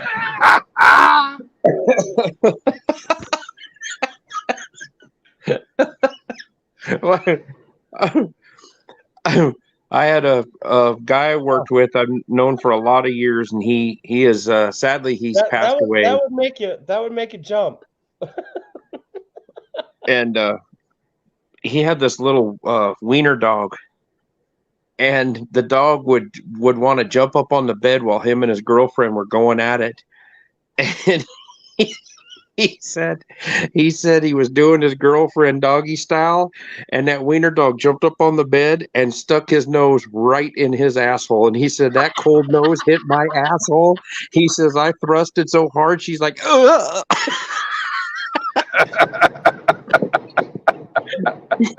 He said I about drove her head through the headboard because that dog stuck his nose right in my butthole.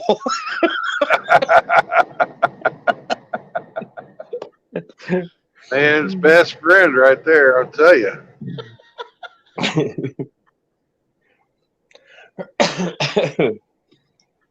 I'll never forget that story. He told me that I was in tears.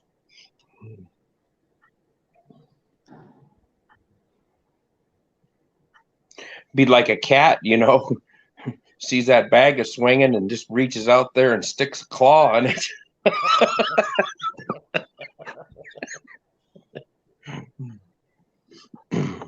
You got a cat, Kush. Don't be walking around butt ass naked. You might think God. that you got a catnip sack for him.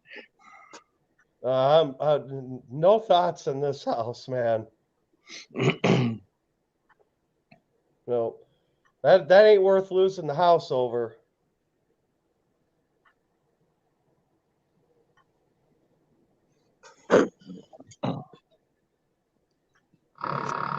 Well, your frequent flyer miles are going to be racking up here pretty soon, then, huh, Kush? Oh yeah, quite a bit.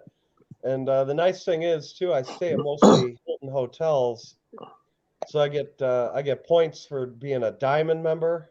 I've reached like their highest tier, Mm-hmm. and that worked out great in Florida because I got complete free stay the whole time I was down there.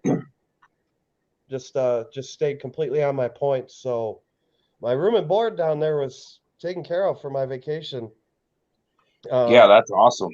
That I buddy of mine whether or did that not with his wife. Whether or not I made out in that deal or not with the pink eye, I really don't know. I'm still debating that. You can just say that the pink eye didn't cost you that much. Yeah, It was a bonus. yeah. It was an extra bonus mile. Oh, I'm telling you, Hey. Brandon, I don't know. Were you able to drive your truck after you had that? No, I had to I stop was for gonna fucking say. 2 days. Oh, I was gonna say, because when I went into the eye doctor, the eye clinic is literally like across the street from my neighborhood, and it's thank God. If I'd had to drive anywhere else, yeah, I'm still having some trouble seeing the Yeah, screen. some mornings. Yeah. They gave me these drops, and the Yep. major ingredient in these drops is belladonna. Is what? Belladonna, the poison. So it's there to kill the virus in your eye? Well, it won't kill the virus. That's what the eye doctor told me. The virus has to run its course. Right, but it'll make it so that it doesn't make as much goo. Yeah, that's what it does to cut down on the mucosal discharge. The zinc eye? Well, Yeah,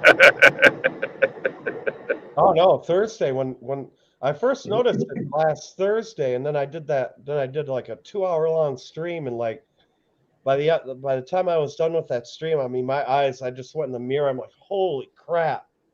And I'm like, I texted my work. I'm like, I ain't coming in today. I'm like, you don't want me coming in today because you don't want to get. Not only do I need to get this taken care of, but you don't want to be exposed to me. And that's when Kush realized, I ain't eating that ass ever again.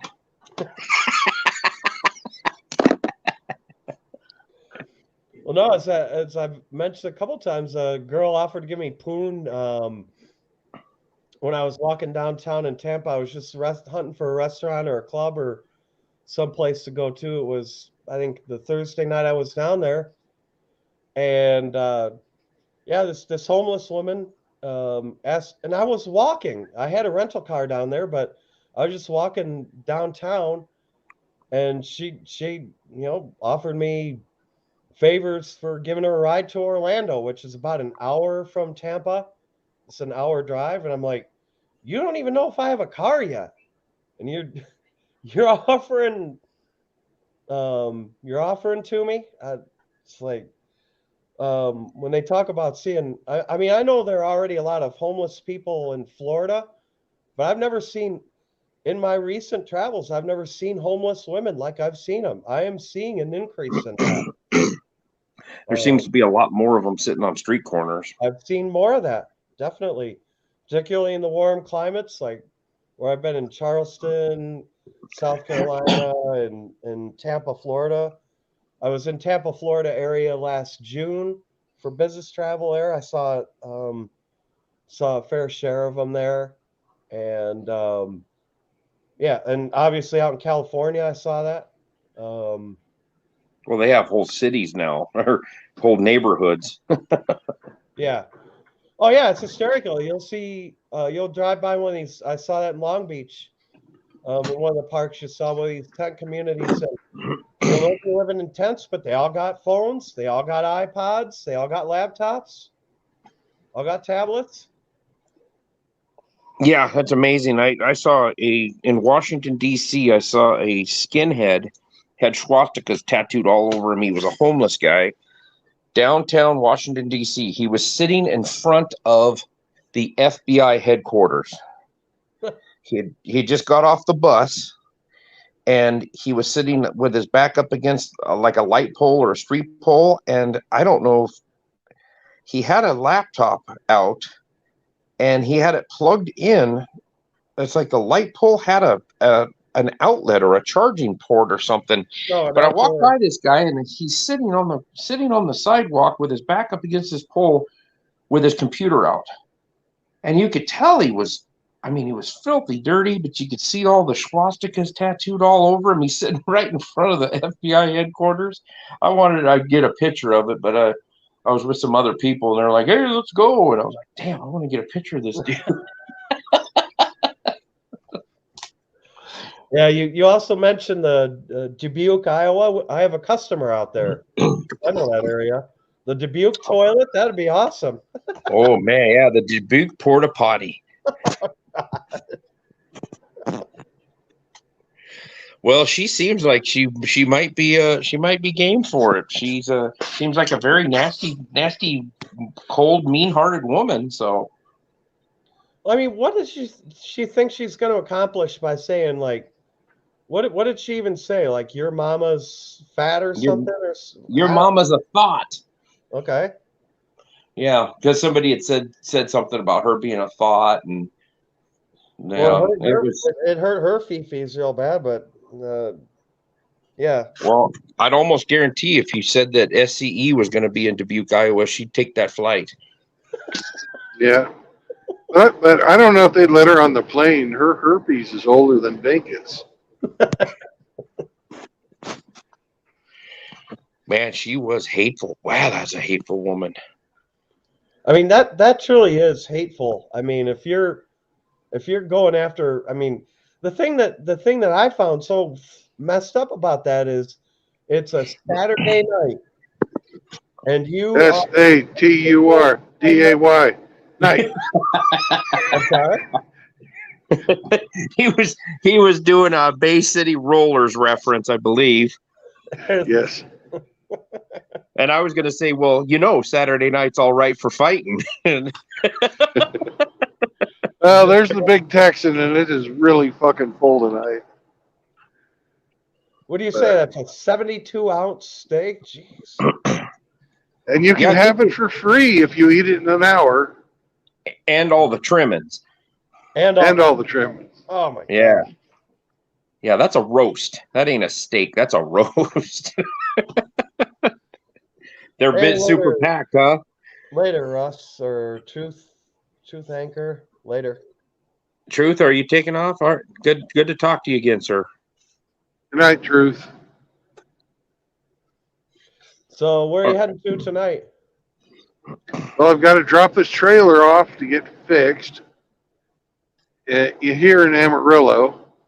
And then I've got to go somewhere else. But I don't know if I'm going to get there. I'm getting tired. I drove almost all night last night. After driving almost all night every night from L.A. to Harrisonville, Missouri. And I don't know. That's sort of just fucking wearing on me. You've been driving across the country, the whole country. I'm not surprised. Yeah. Sometimes I just feel like taking a fucking day off. I don't know. But then I look at my wallet and go, you need more. That homestead ain't going to build itself, Brandon. No, it's not. So you made it to Amarillo way before morning. Yep. So the song doesn't even apply to you. I don't even know when I'm supposed to have this stuff here. They just said go, and I went. I'm like fucking Pavlov's dogs. They say, "Go, Brandon, go." They ring the bell and your wallet starts salivating.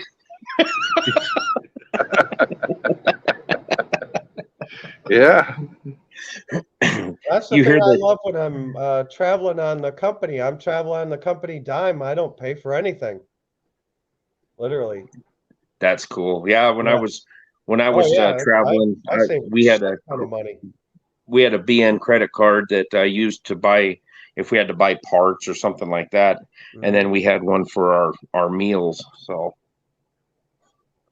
Did you say a BM credit card? not a bowel movement. No, I said something else. Oh, I was just trying to be clear. Hey, Because if you had a JR's in B, here. all right, Jr. Don't touch my fucking llama. Oh, Hey, JR. JR's a llama toucher? He's a llama toucher. Oh. Well, it's Of 3:01 course. in the morning. Tim Elgato is calling her quits, fellas. Have a good rest of your evening, sir. Yeah, God he's damn it, Tim. Tim, you can't leave until 3:04. Yeah. the bewitching hour. Yes. Yeah. No, Tim's on the same time as our parent company in France. So France and the Netherlands are on the same time. So he's 6 hours ahead of us. So yeah, it's 3 o'clock in the morning there. Well, he's 8 hours ahead of me. Yep. Yeah, Yeah, you've always been behind. that's right. I have. You were more behind as a child.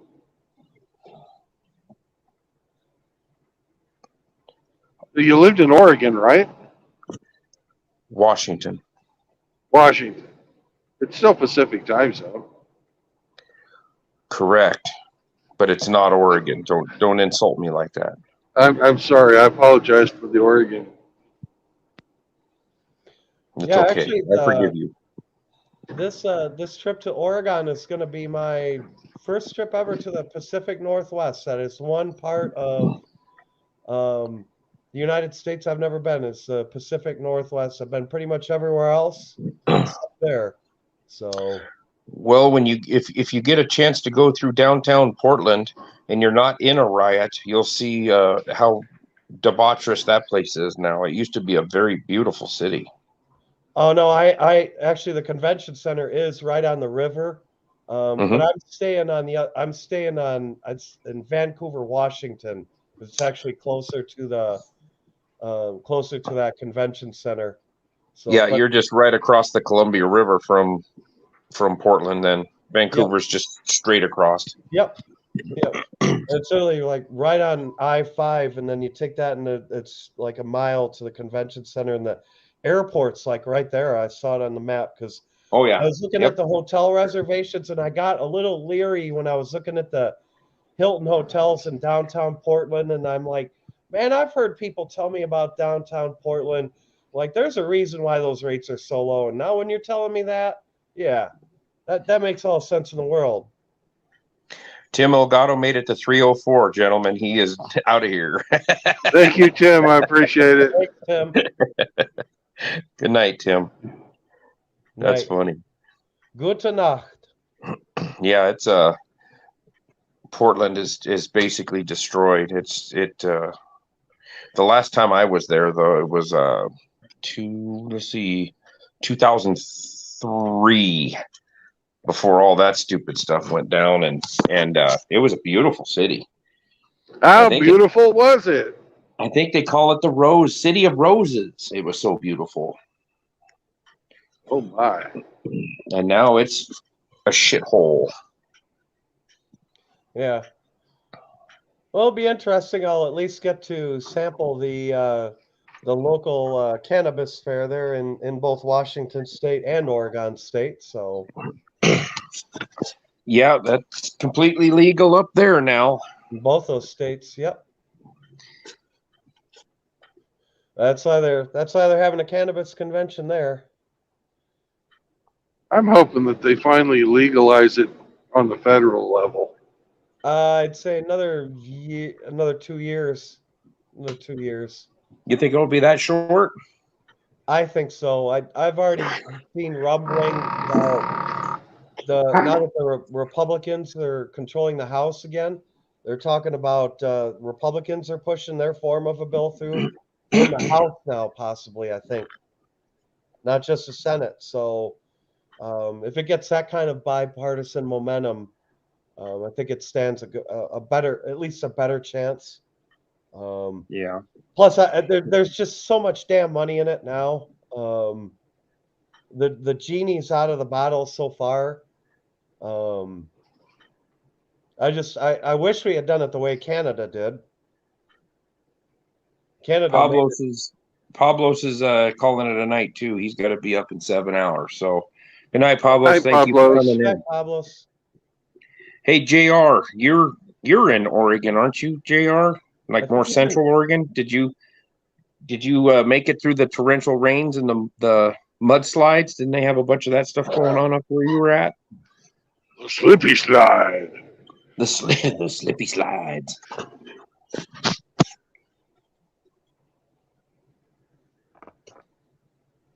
Yeah, I guess Oregon got hit with some torrential rain. You're near Nevada. Okay. Okay, you're southern Oregon then. It's like southeast Oregon. Yeah.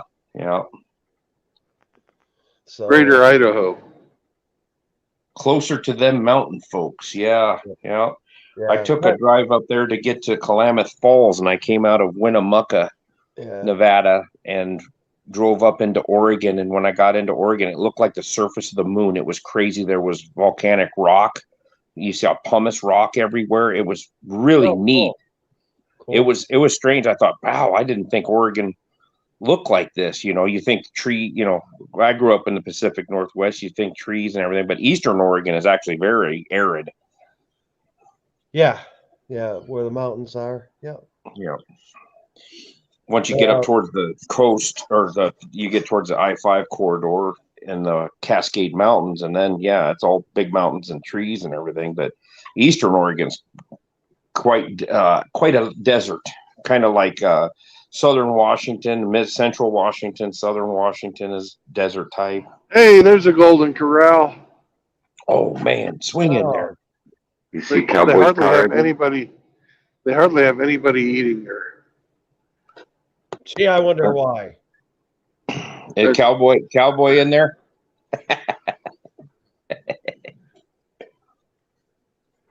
I would Texas the version. only reason I would go to Golden Corral would be the salad bar. No, salad bar was. I recall the salad bar was the one good thing there. If you get anywhere near an old Sizzler restaurant, Brandon, they've got a huge salad bar, and you can make tacos and all kinds of stuff on it. They're great. I don't know. I get a little leery of public salad bars sometimes. JR says he's pretty sure there's a cannibal commune around him.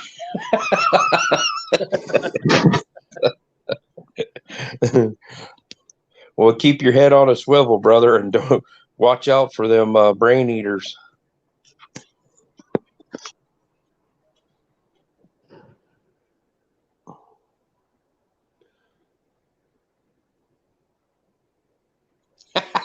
Long pig. Long pig. Yep. Long pig is good for the soul. Don't be hating.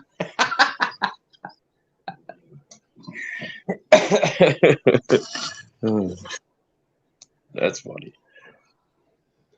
So I gotta say, Brandon, I like the theme pictures that you put on all your streams. The one that absolutely cracked me up the most, though, there was one you did around Christmas time where it shows a dead pig in a garbage can with a lid on it. That one, for some reason, just cracked the shit out of me. Yeah, who throws away a perfectly good pig? Just something about the sarcasm of that just got to me. and believe it or not, she tried to come after fat shaming. You think you can fat shame a guy who has a pig for a mascot? You know? Oh, Elite. Yeah, she was trying to throw some slang and some arrows at you. Oh, what she tried? Yeah. Oh, I didn't hear the shaming language. Oh, she actually made a couple of videos. Oh, she made video. Oh God. Okay. I haven't seen them because I've never watched her stuff. So I What the fuck? did your truck just stop? No, I just stopped. There was supposed to be the fucking trailer repair place, and it was it was fucking. Your I gotta GPS go is up. in a woman's voice, isn't it? No. Oh, it's not. I figured she was telling you, "Turn here, you misogynistic bastard." I'm listening to what you're saying. I hear everything. I'm gonna drive your ass off a cliff.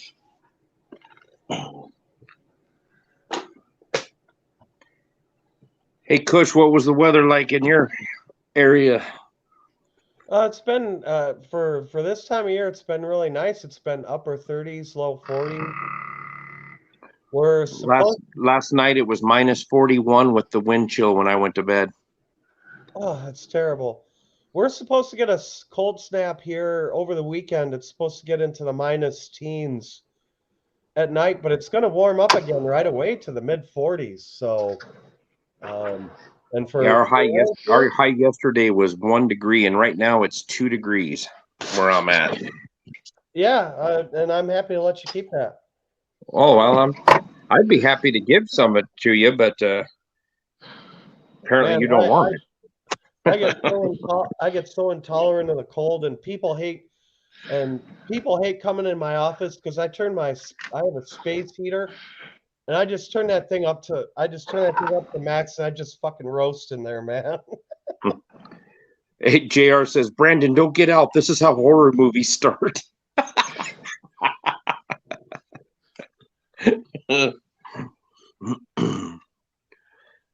Yeah, if you hear the music from The Hills Have Eyes, get the hell out of there.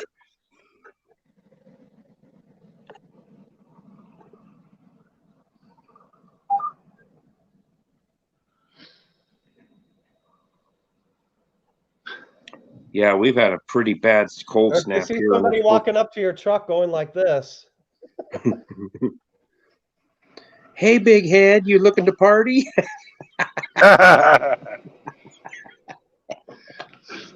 Well, I made a bomb. Oh, you made a trucker? Yep. Now I got to find this fucking place. So I'm gonna probably jump out of chat for a bit. Cause I got to find out where the fuck this. We'll keep it going for you, Brandon.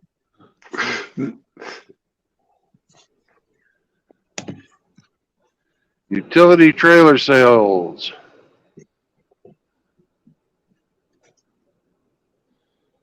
All right.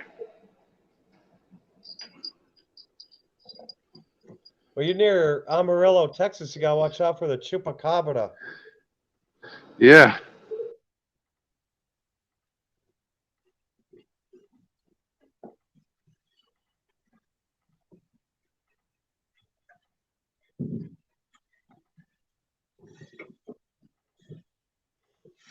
Who else is in the chat here? I can't see. It's you, Ape, and is there anybody else? I'm here, Hemi. The Master Navigator. Master Navigator. Yep. And FYI, I have an interview with a guest tomorrow on my stream. Who'd you rope in this time? Or is it a surprise? K-Plan 1142 is his name. He's a young guy. I guess he found my channel and some of the other channels now.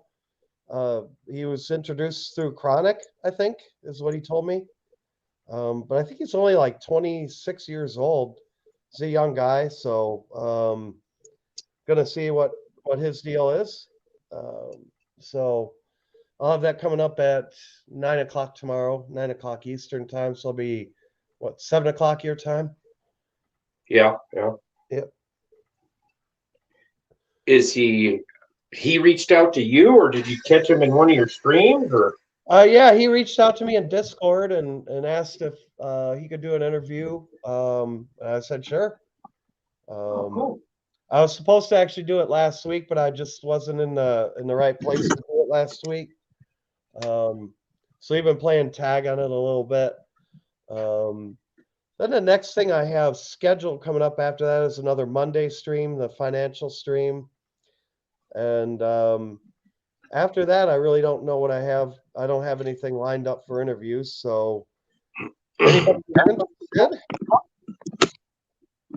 You broke up right there. What'd you say, Kush? Anybody who's interested in a potential interview, but the later half of next week, probably won't be streaming much because I'll be on site and I got to do shift training. So I got to train like a first shift and a second shift. So my hours are going to be weird. So You're gonna be working some afternoons, huh? I'll be working mostly mornings and afternoons, but my normal shift during the day is 8 to 5, 8 a.m. till 5. But a lot of times I'll do that. I'll have to do shift training. So they'll have like a chemical plant, so I have a first, a second, and a third shift. And then I'll have to come in once to train the first shift. Then I'll train a second shift. Then I'll train a third shift on how to operate our equipment and whatnot. So they have all new operators there, and they don't know how to. They keep flooding the bearings in our equipment, so they're tired of spending thousands of dollars on replacing the bearings in it every time. So they figured they'd spend a few thousand on my time to show them how not to flood the fucking bearings in our equipment anymore. Do you guys have to manually lube those, or they don't, or do they have oilers on them?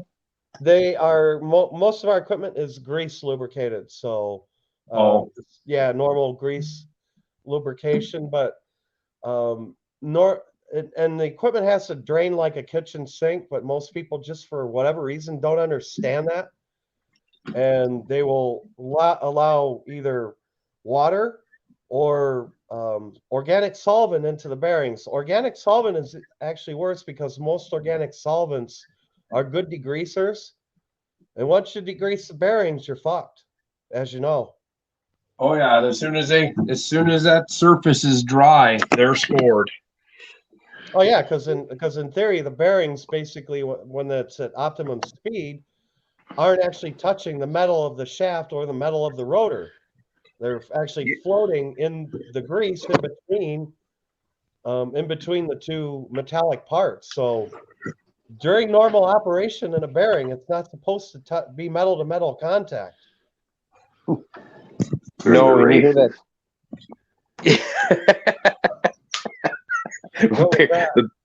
The bearings are racist because they don't have any metal to metal contact. No, they're in their races.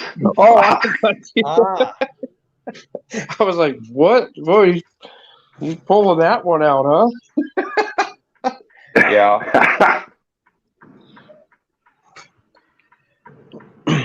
Yeah, that thin film oil isn't measured into the thousands. No. Low thousands. Or what people like to do is they'll mix greases. That'll kill bearings real quick too. Yeah, that sure will.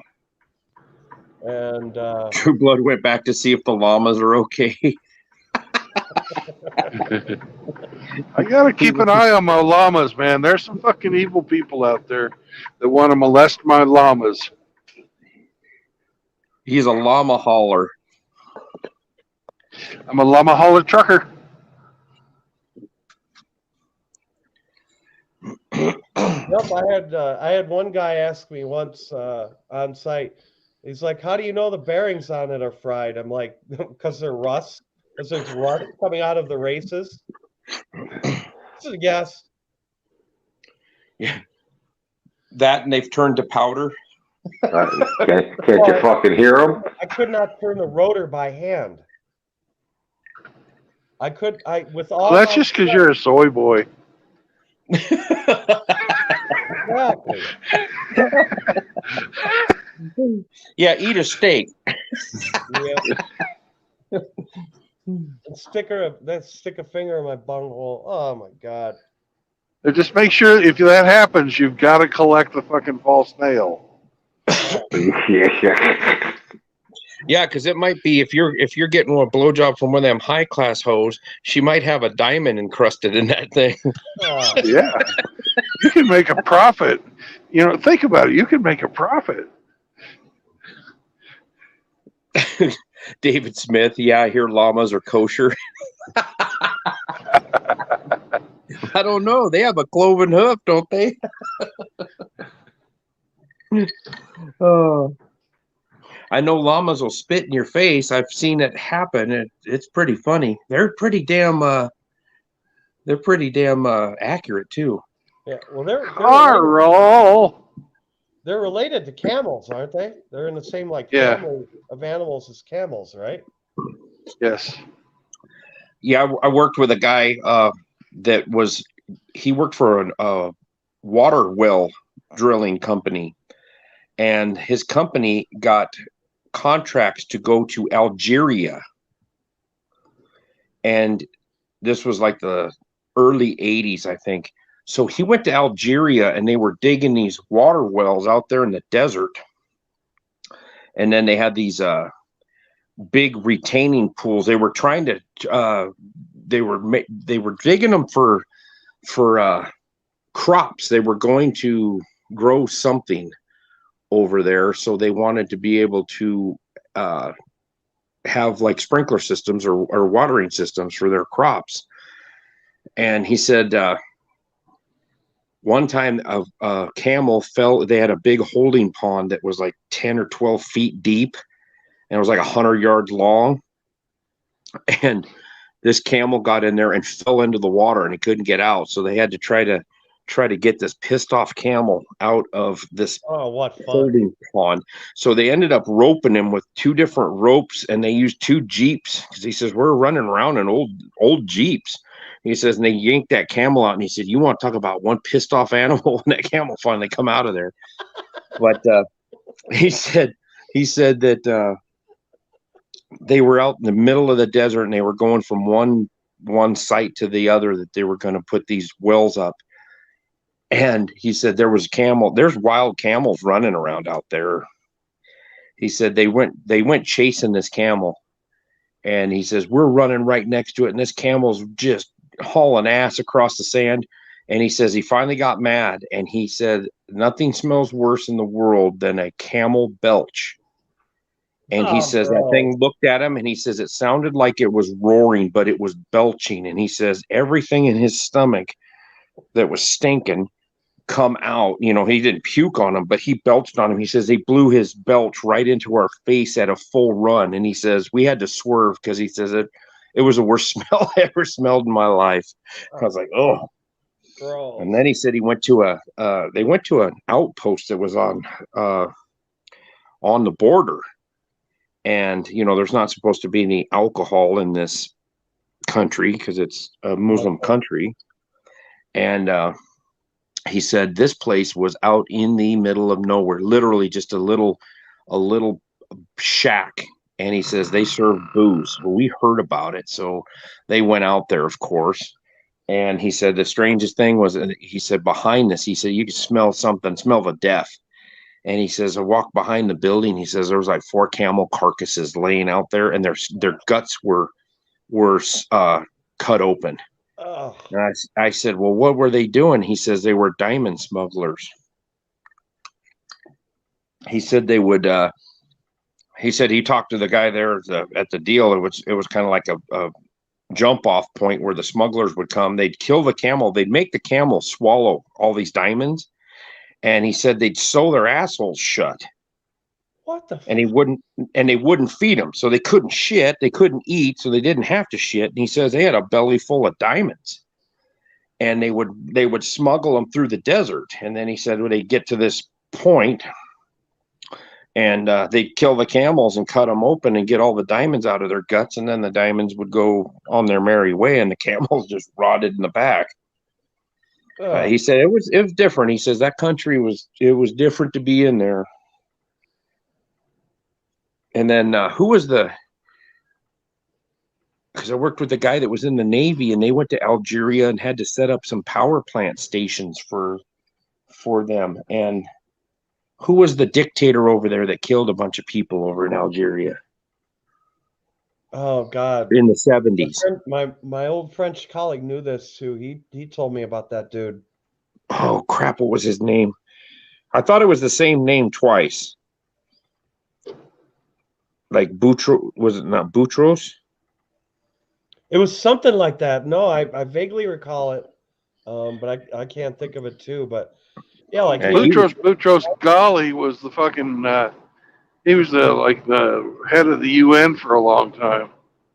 Yeah, but not. But this guy was. Oh, I'd have to look it up. He was a. didn't He was they a. have to exile the country?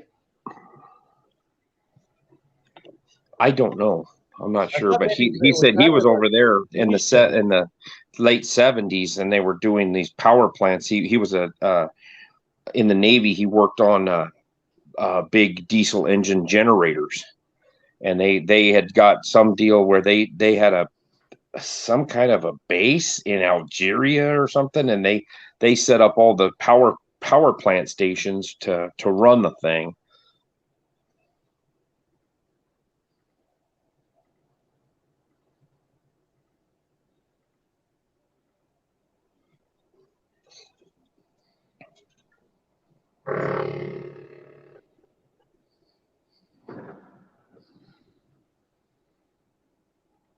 Yeah, I wouldn't be surprised if the drug smugglers do that to dogs, surgically implant cocaine in them and stuff. Well, I watched a documentary once where they they say people will do that to smuggle drugs. They'll eat the packet of drugs, and then like that's why flight attendants and I've noticed this too when I've taken flights to and from Europe, but they will notice if somebody doesn't eat a meal intentionally because they know that that might be a drug smuggler because they can't eat anything because they could potentially crap it out, right? So they'll do that. They'll swallow it and carry it as a mule, and then when they get to get to their final destination, they crap it out. That's how they bring it in. If they think that you're smuggling, they'll put you. They have a toilet in a room that they can see you, and that you take a dump, and it goes through clear piping, and they can look at everything as you're dropping a deuce. And they'll stop it. They can stop the toilet and open it up and pick through your shit. More power. Fuck them. Give them a good greasy one. You just go in there and act like you're shady just so you can drop a big old nasty deuce in there. Yeah.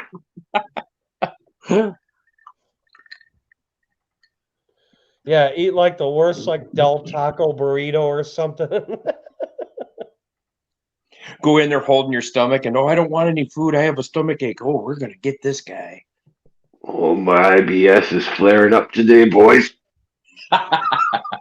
Oh, God. And I've had a bunch of milk.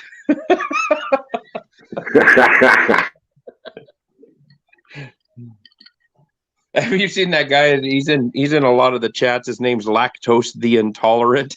Yeah, I've seen that, yeah. That's a great name. Well, I love the explanation of SCE's name. That was awesome. The success pool endeavor. Yeah. Yep. I seen a meme out today. Oh gosh, I don't even remember who put it out. It wasn't Patriots.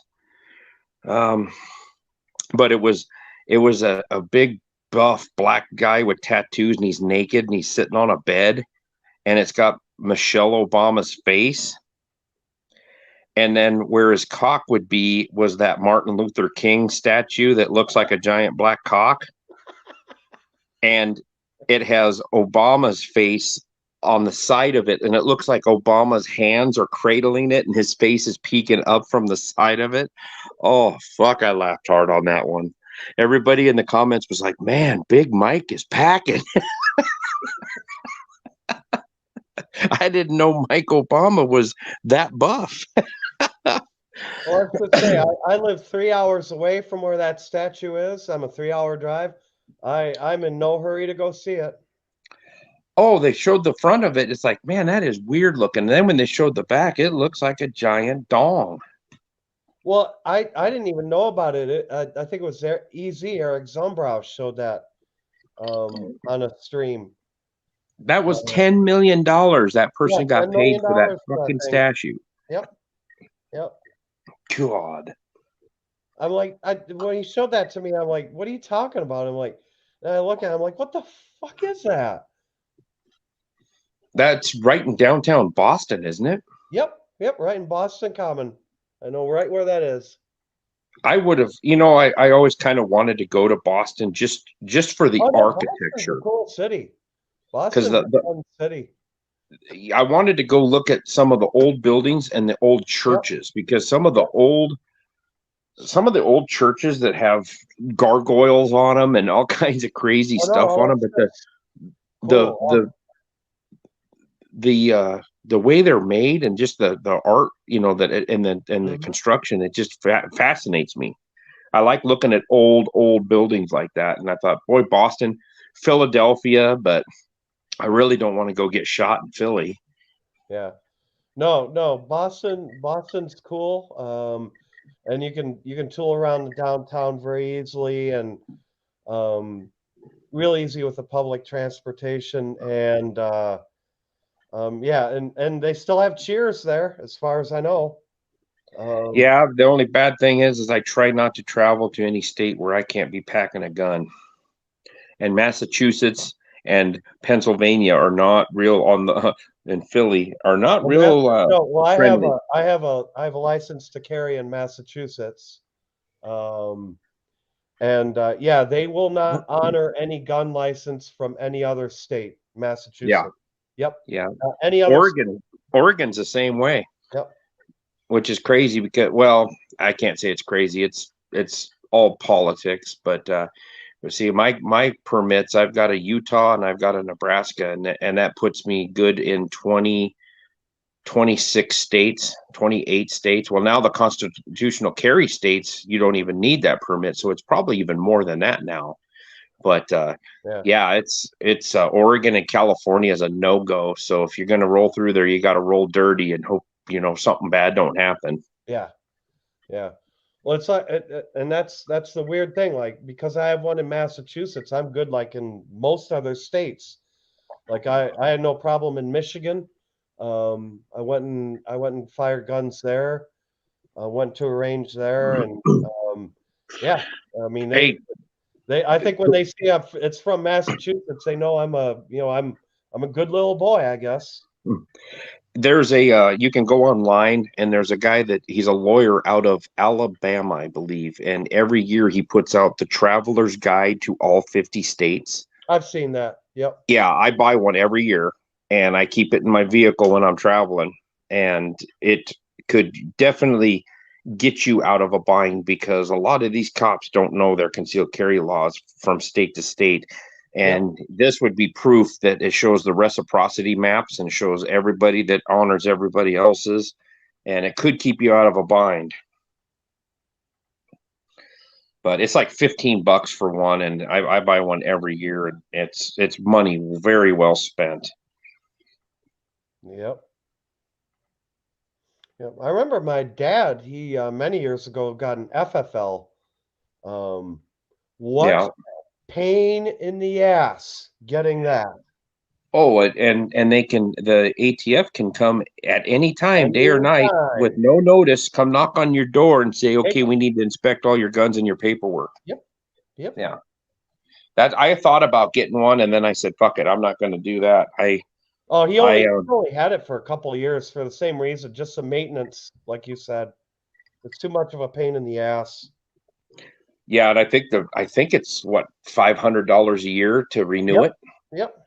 So if you're buying guns for your friends, or your friends are buying guns from you, you have to charge them to recoup the price of Yeah. that, you know, Well, the he was license. doing that. He was doing that a little bit for a while. When I was growing up, he sold guns for a little bit, but and yeah, that's the only reason he like upcharged was just cover that damn cost. Yeah, yeah, yeah, yeah, yeah. That's a lot of guys get it just for their personal use, you know. But I watched a deal today on Guns and Gadgets. He did the top 10 states for registered firearms, which would be machine guns, any other weapon, destructive devices, short-barreled shotguns, short-barreled rifles, and suppressors. And Florida, I think, was number one with like 489,000 NFA registered weapons in the state.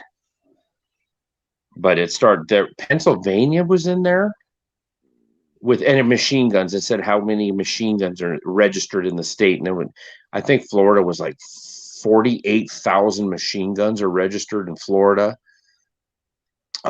Virginia was in there in the top 10.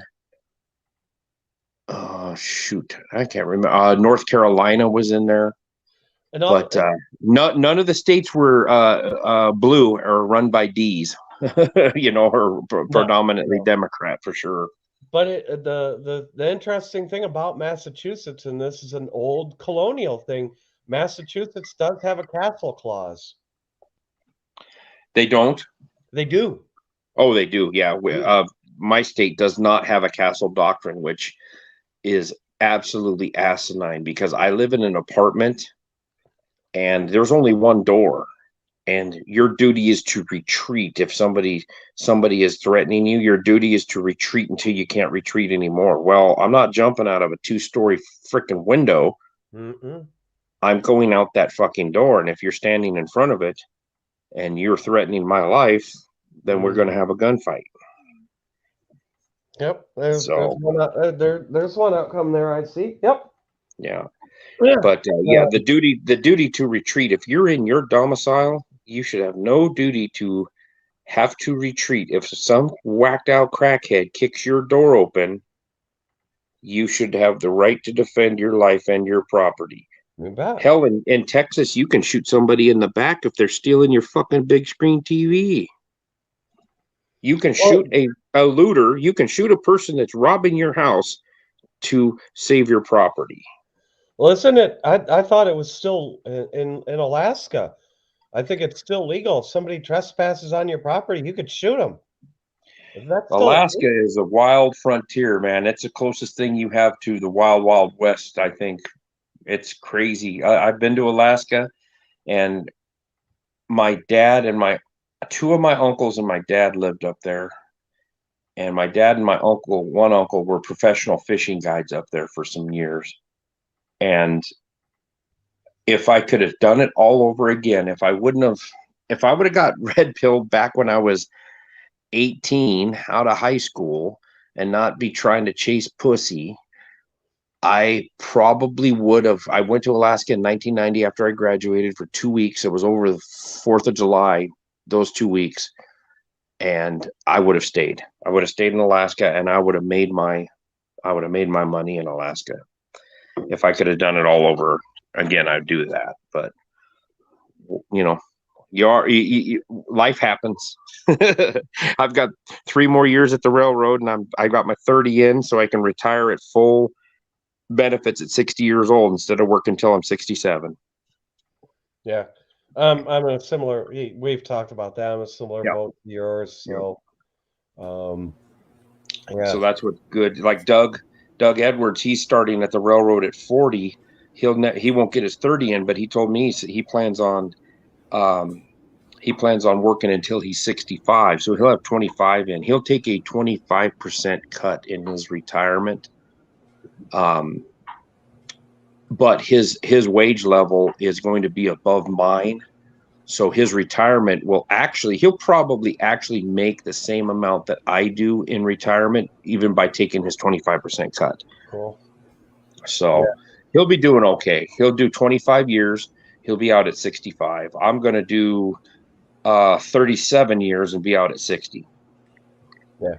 I'm in the same boat. I'm just in stack money mode now, man. Just stack the money, throw the money into that retirement, and Yeah, I've got well, I don't know if I talked to you about it, but I got we were in contract negotiations. We had all that stuff. They were going to shut the whole freaking country was going to shut down and everybody was going to die because the railroad was going to go on strike. Well, we didn't.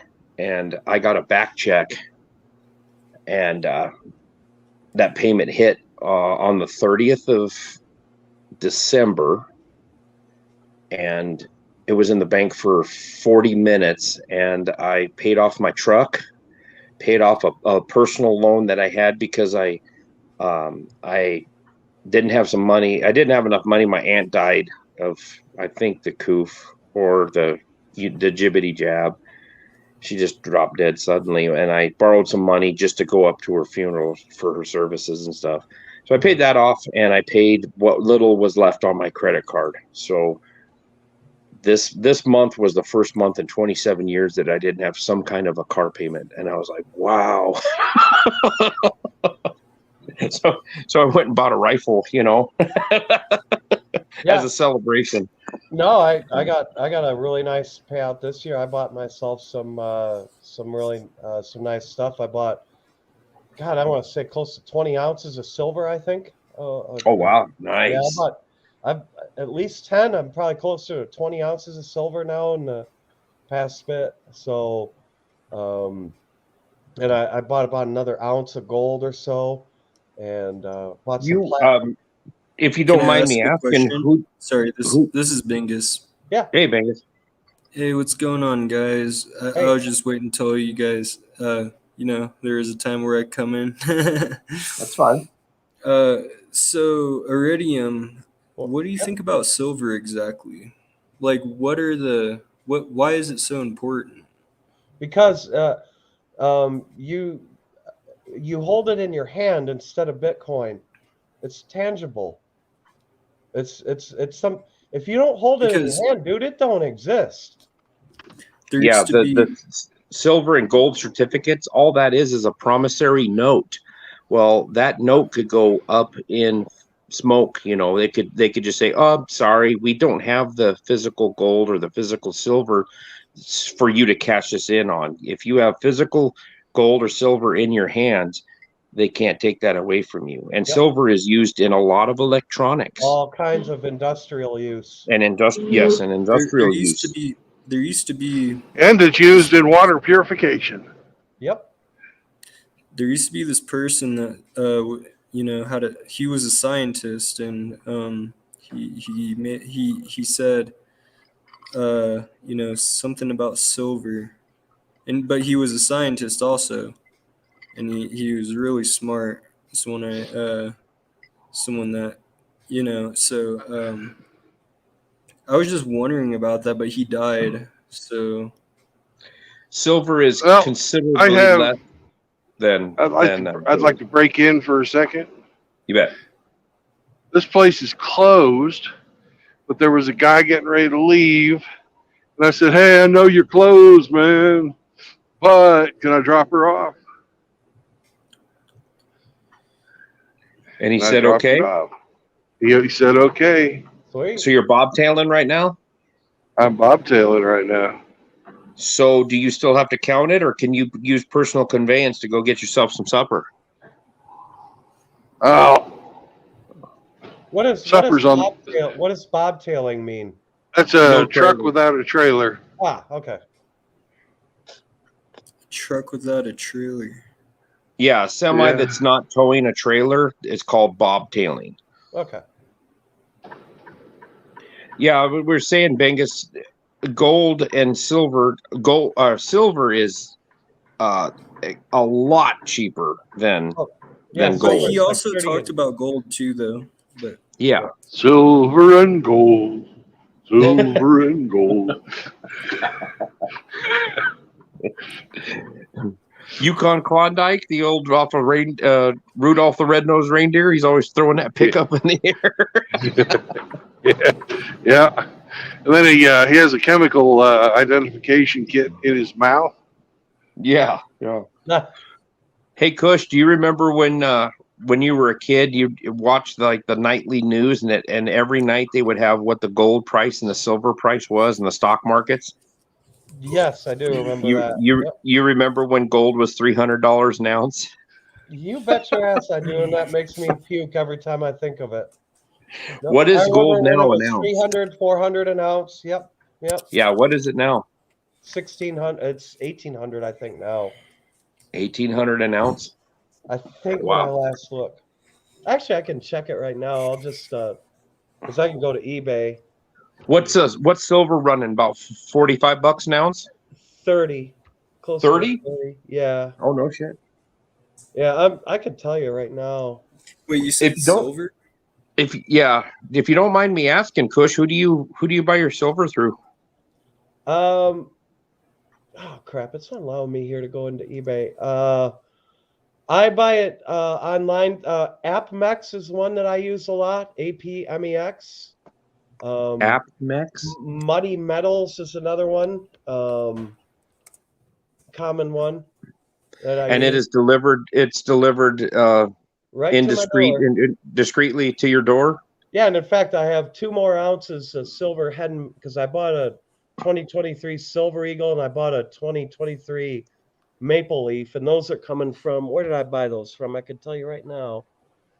Those are 1 ounce silver coins? It's Yeah. based in Toronto, Canada. Pinehurst Coins. Um, Pinehurst Coins is another one. Okay. with AppMex. AppMex is out of Canada? Yeah, out of Toronto, Canada, it says. Yeah, they may be, but So are you paying US or Canadian cost? Or do they just figure that out in the wash? well, it depends on where you buy it. It depends on where you buy it. If you're buying it in Canada, they'll charge in Canada dollars, which you'll pay in US dollars. Okay. Yeah. But let Is me the US dollar still above you the know Canadian, about- or did they pass us yet? Yeah, I No, was gonna say. the US dollar is above the Canadian. Yeah. Okay. Yeah, the Canadian. Yeah, we had a conversation with like Chris Mitchell and some other guys with this conversation. Yeah, call the current spot price for silver 30 an ounce. I'm looking like 1 ounce silver rounds are like anywhere from 29 to 30 bucks. So what is the commission on when you buy like that? Are you paying per piece a commission, or is it a flat rate? for that I'm not sure. Because I probably should. I've been looking. Silver's cheap enough that I can get into that game and not have a problem. I mean, coming up with You can buy 1,800 gold, just you don't have to buy an ounce. Yeah, they sell the fractional ounce ones. I got a Yeah, I know that 10 and a quarter. anchor gold or whatever. You set up some deal and you put money into an account every pay half or whatever, and when it reaches the threshold, they send you 1/10 of an ounce or whatever. But Yeah. No, they and I could actually gold, see that being gold is actually at 2,000 an ounce right now. $2,000. God, I remember when I was a kid, it was 300 an ounce. I apologize, Ape. I thought I just got to the YouTube. I was searching some stuff up. I thought you were a angler for a second there. I'm sorry about that. If I said angler. Yeah, We're all angler. Yeah, sorry about that, man. But good to see You you. thought Abe. you thought I was who? I thought you were. We are all angler. That's Angler beard or angler. English. There's glasses angler. I'm driver angler. Because he comes into the chat sometimes, so. No, I am mouth No, agape ape. yeah. So it's $2 grand an ounce now. Otherwise known as the beard of MGTOW. Yeah. Yeah, the 'cause silverback awesome. agape.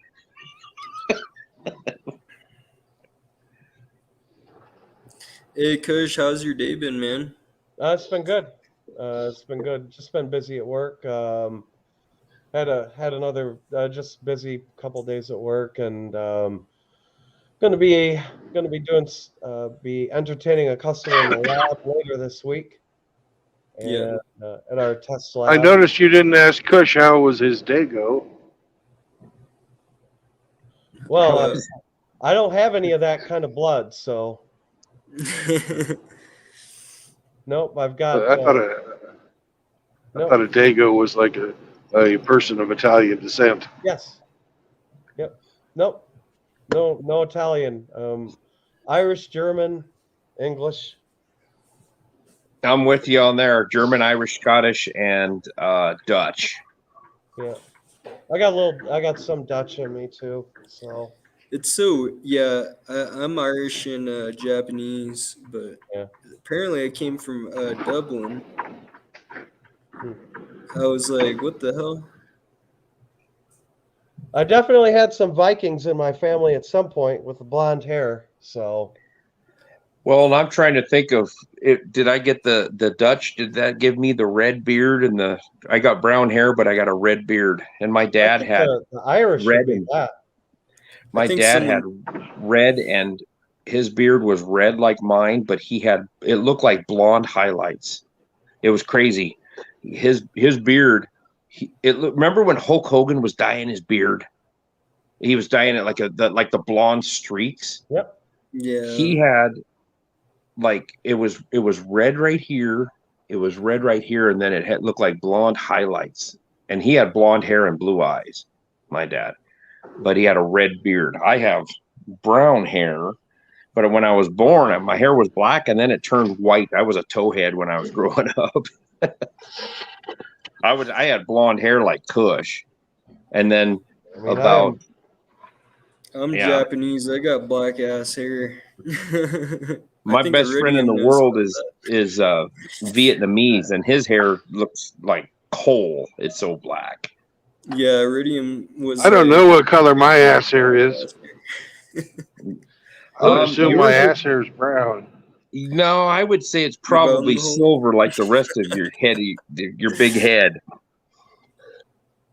Smart ass. Because if Bingus has black ass hair, Oh, I'm Japanese. did you like use them? Yeah, but did you use like a mirror or something to see what color your ass hair was? Nice. You don't have a mirror on the floor of your bathroom? No, I mean, I don't know how to answer or question that or answer that. So that's an odd question. You got to check for dingleberries and hemorrhoids. Yeah. Bingus, you're he's young agreeing fella. with You you. don't have to worry about them hemorrhoids yet. Oh, bro, I ate shit on my snowboard. The Well, other you day. do if Literally you have didn't like eat. a lot of pressure. If you have a lot of pressure and there's you Dude, haven't been drinking much and your shit is really dried out, but you got a huge fart behind it, and You you don't fucking push. let that thing go a little too, yeah, dude, and I it just really fucking comes asked shooting out of there and rips did. out half of your asshole while you're fucking taking a dump. Yeah. But while your butthole is prolapsed, you can get it frickin' pierced. It was tight for a few days there. Sorry, guys. You got to tell Father Saunders about that. The butt piercing. Yeah. He's the butthole commander. I got to ask him do you know about the new asshole piercing? How is that even possible? Well, he told me she had a pierced asshole. And I'm trying to think of how that would work. And I was like, damn, that would cut some weird looking turds. And then he goes, well, I think it's actually the taint. And I was like, well, there's a hell of a difference between a butthole and the taint. Yeah, the taint is in between the balls and the butthole. That's your perineum. There's a big difference between your perineum and your butthole and your cock and balls. Yeah, Cock and balls. don't want to be Ham and beans. Ham and beans. Not be sticking pieces of metal in that area and anywhere near that area. That's the no square. It is the no. Pork and beans. Pork and Pork beans. and beans. I was talking to I knew this girl. I will say that I dated her for a short time. Single mother, I know, bad deal. She told me about a boyfriend that she had that had a Prince Albert. So he had a piercing in his dick. And they were getting busy one night, and the barbell, it was like a little barbell, and the end of it unscrewed. So there was this barbell through his dick that had a threaded end on it. No. And he went to town on her, and she said it was hurting, and she didn't know why. And then she started bleeding profusely. Well, he's in there pumping around, and this fucking thing is cutting the inside of her uterus up. What the? And she was 19 years old, and she was scared to death because she started hemorrhaging, basically. So she calls her sister, who was, I think, 20 years older. I met her. Her sister was like 20 years older. She calls her sister and says, you got to take me to the hospital. I'm bleeding. So they take her to the hospital.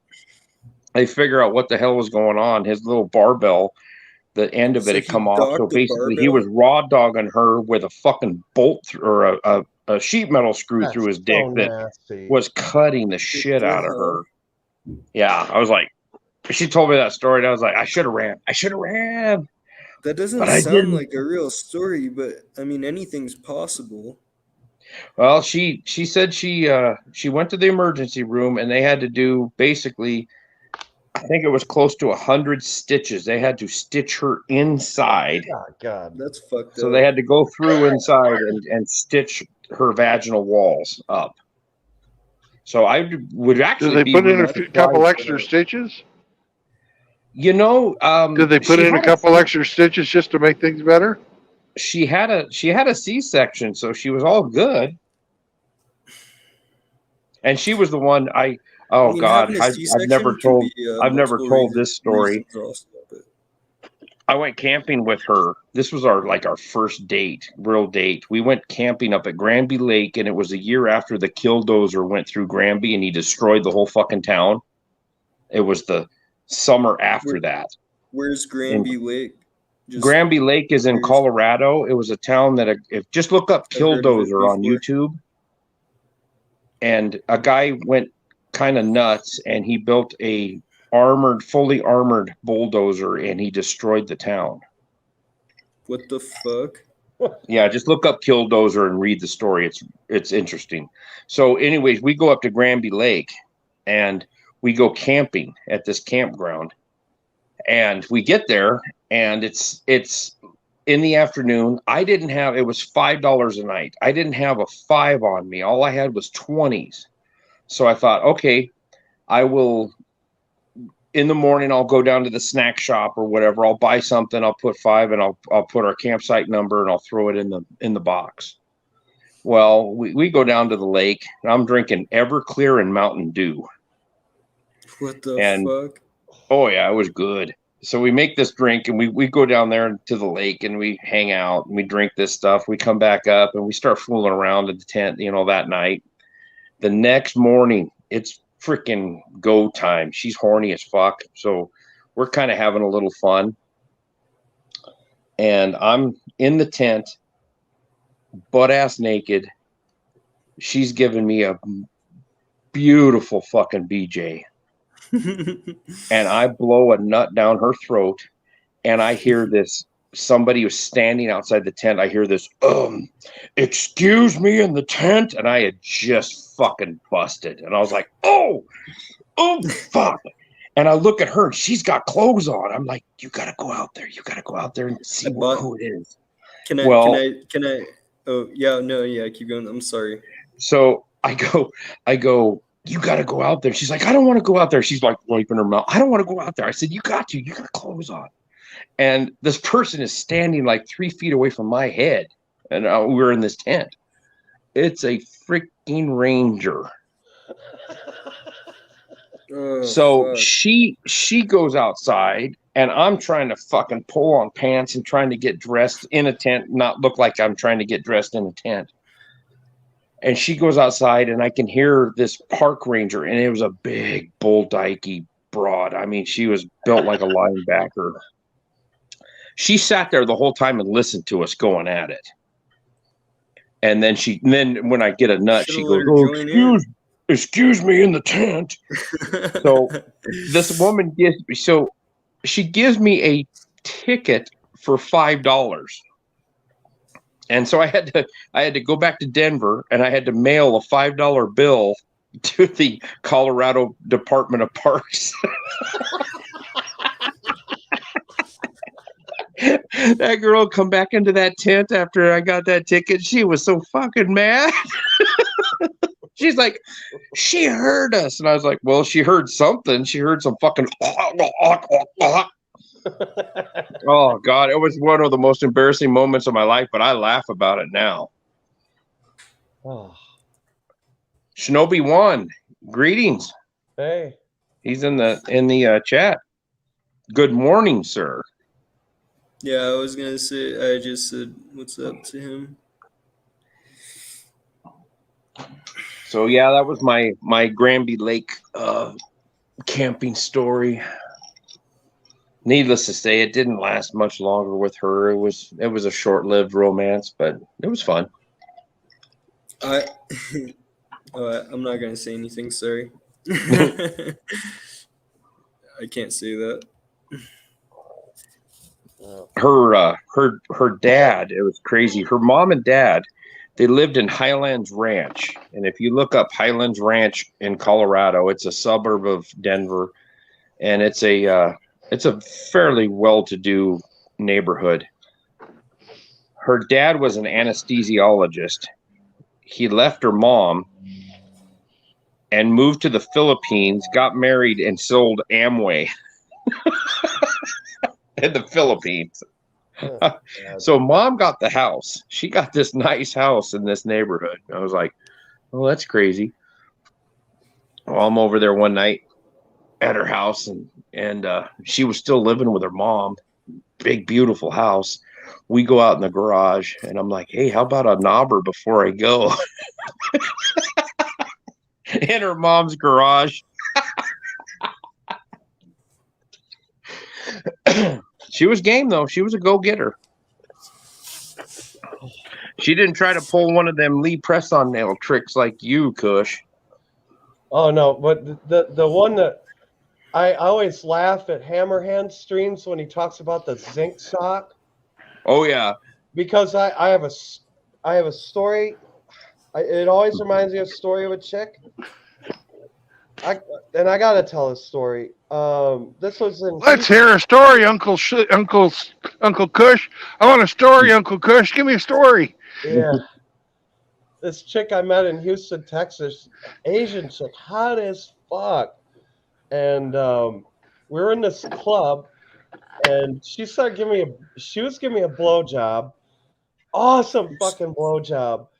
And like the waitress from the cocktail waitress came up, and she saw the cocktail waitress out of the corner of her eye, and then she like got back up real quick, and the cocktail waitress was looking at us like she was friends with this chick, and like I think it was part of an act, because like she was saying like, oh no, we don't need anything to drink. No, we're all set. We're all set on drinks right now. I had like half a bottle of Budweiser or something sitting there. I'm like, nah, I'm good, man.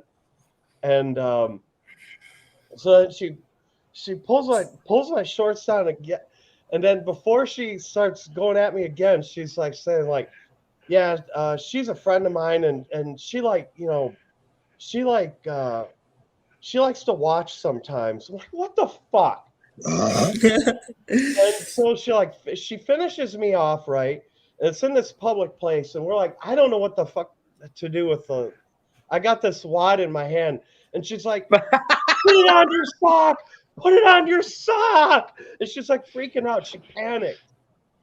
So like whenever I hear that song from Hammerhead about The zig sock. the stink sock, and then he does the Hellraiser theme, I was You like, put it on the sock, and I hear the bam. You know what song is a funny one? Is from Fucker Gently from Tenacious D. That's a good one if you guys listen to it, because it's for the ladies, but unless you're Hey, I was dating this single mom after my first divorce, and she had like a 16 or 17-year-old daughter who always used to try and fucking come in on us. you went on mute. No, he's good. You're good, Brandon. So she would fucking come and pound on her mom's door. I finally had enough of it. I said, what, you want to come in and watch or something? No. I just want this to watch little what girl you're had doing to my fucking- mommy. Yeah, it was the weirdest goddamn thing. That's so weird. She really just Are- didn't want me fucking her mom. Are you at the steakhouse?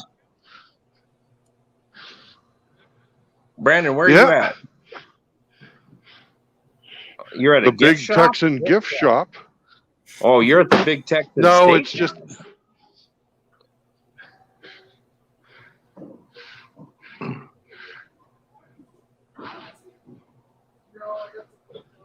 Oh, he's going into the Big Texan. He's going to get the 72-ouncer, boys. no. What time do they close? I don't know, but they're not closed now. Oh, man. Go get yourself a steak. It's like Goddamn you just grizzly walked bear. into a casino. Cool looking place. No, Yeah, this should I place get one is of these cool. for the freaking hood of my truck? Is it a boot? Oh, it's a horn. No, it's Set of a- horns. Yeah. What the hell is that? Horns. No, with my Is it- hair, man, I should get a helmet with a pair of those on it. Oh, you'd be Yeah, a Vikings you should. fan. My big dude, fucking Brandon. Just The one. way you walk in is Come on over here, partner. is cool. You got some swag in your walk. They can hear his phone.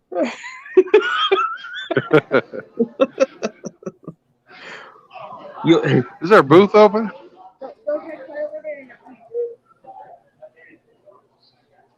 So none of those over there are open? Those over there are cut. All those empty ones, the whole empty rows, those are cut.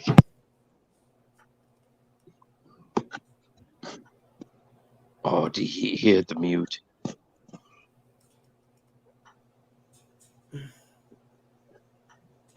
Man, this looks like a Bass Pro Shops. The hotel one. Karen on them? I don't know what the hell's going on. I don't know if he hit the mute. Oh, sorry, yeah. Hey, you tell her when you leave tonight, Brandon. You'll say, "I'll be coming on back down. I'll be coming on down your back now." You hear?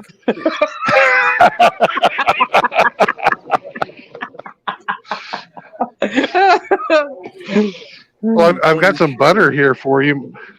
You want some butter? Lick me. Oh, here comes the rolls. Here's some bread, you fat bastard.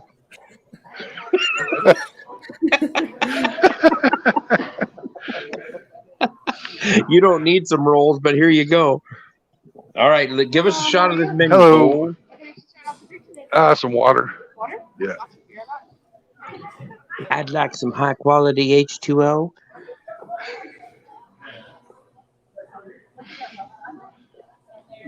I'll give her some high quality dick. Who are you gonna pay? Who are you gonna pay to do that for you?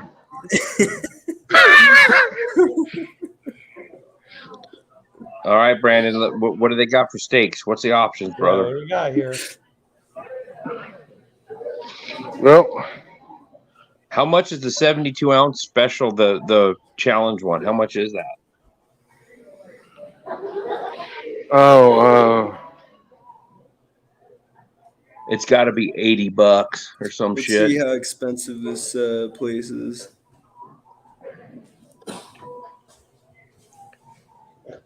Some water, hold the spit.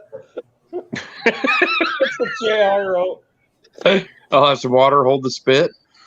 Butter for the slick meat. What the fuck?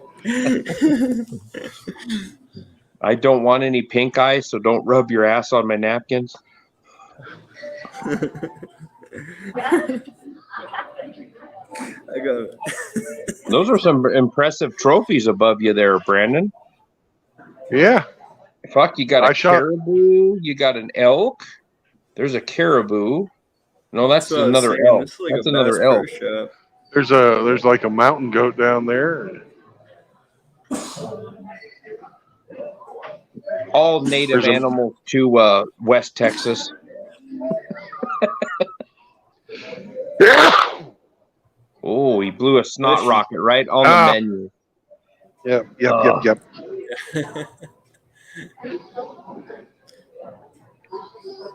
So how much is that 72 ounce? It doesn't say. I've been looking at the menu. It doesn't say. There's a There's a jackalope up there? navigator. I was just asking if there was. But you can get a 56 tomahawk or 56 ounce tomahawk for $80. Big old tomahawk ribeye. Yeah, A 56 ounce? 56 ounce. Jeez, that's a hunk of meat. Brandon, I'd love to see you throw that meat down your throat. Oh hell no. He just picks up the whole ass steak and just starts munching on it. Well, that's the Speaking beautiful of thing bacon, about. I got some cold bacon in the fridge that's cooked up from this morning. I'm going to eat it.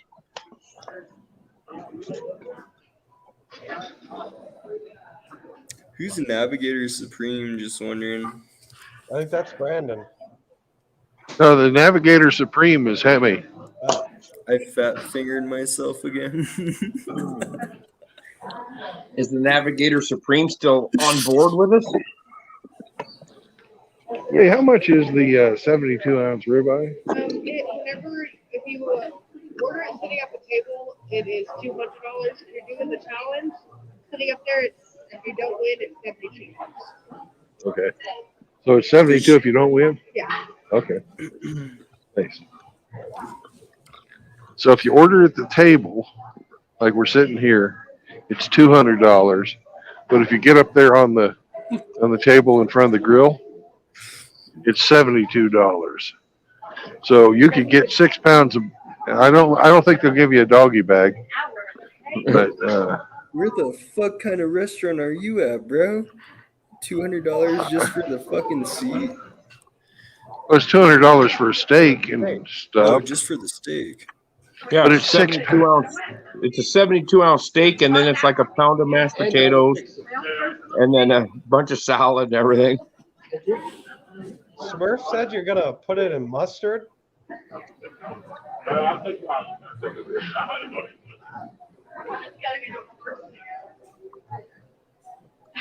He's gonna smother it with mustard. No, Gross. no. If I was gonna have the chicken fried steak, I'd put mustard on there though. No, that's awesome. That's a bomb. You'd put mustard on top of your gravy? No, I don't have gravy on it. No, if you don't have gravy on it, exactly. Yep. Oh, geez, communists. Well, I agree with that. I mean, I wouldn't normally get it without gravy.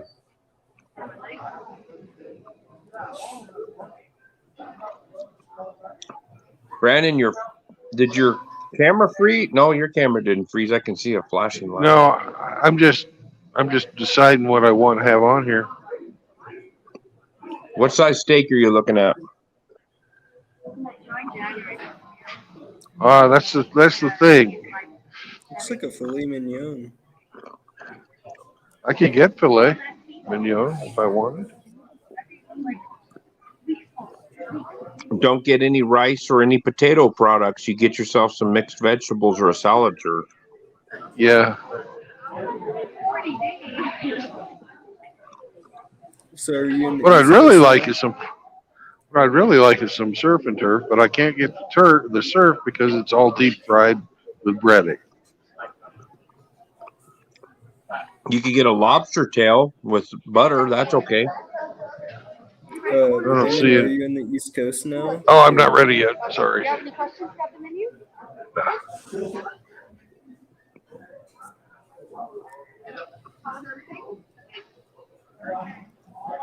I'm gonna go out on a limb and say I'd kind of stick out like a sore thumb in that place. Yeah, it's one of the places I feel at home. It's because he's wearing freaking bib overalls. I think I'm going to get a beer and not drive anymore tonight. You gonna stay in the parking lot? Yep. Oh, they got truck parking? That's nice.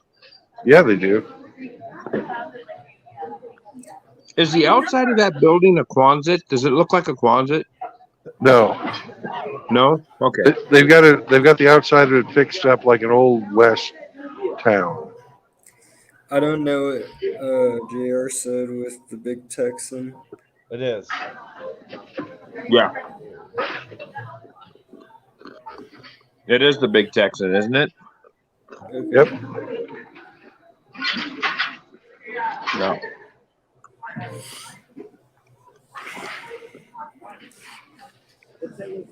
Now you remember to say that tonight when you leave, Brandon.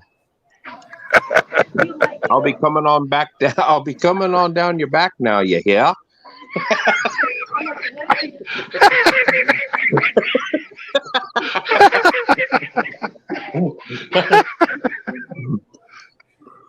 You got to pick a pretty one though to say it to.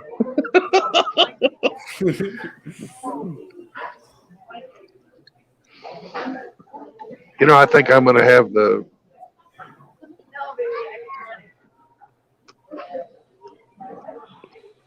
I think I'm going to have the prime rib.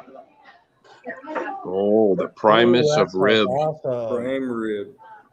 Great. Yep.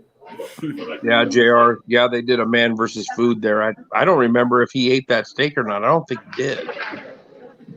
I doubt it.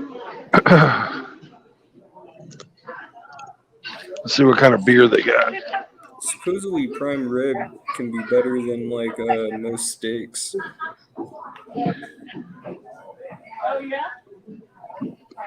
The prime rib's got a lot of fat in it. It's very moist and juicy. Yeah. Wow, I love it with the au jus and the horseradish. Oh man. Oh yeah.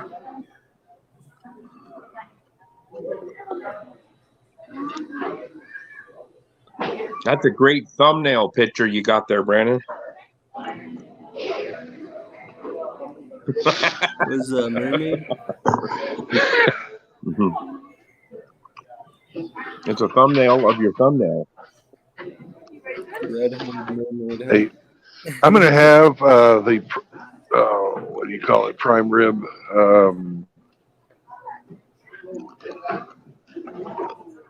The Paulo Duro cut. And so yeah. How do you want it to be cooked? Oh, medium rare. We'll do it two sides. I'll have a side salad with blue cheese dressing. It's, okay.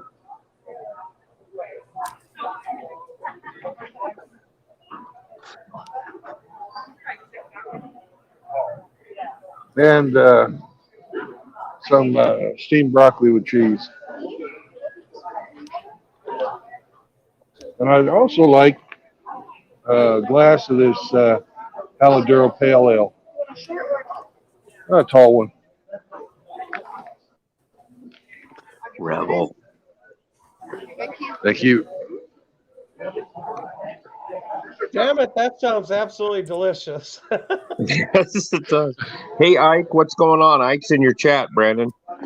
All right. Howdy, Ike. Do I need to throw out the invite again? Ike, you want in here at the Big Texan?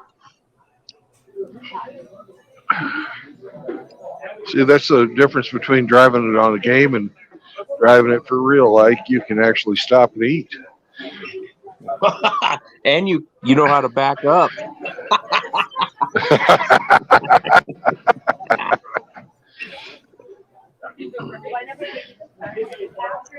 Here, let me throw in an invite for Ike. I'm gonna head out, guys, for a second. I feel like listening to some music. Yeah. Okay. All right, Bingus, it was good talking to you, brother. Have a good one. Yeah, I'll catch you guys in a little bit. Hey, Bingus, I got a question for you. Did you call your dad? That's right.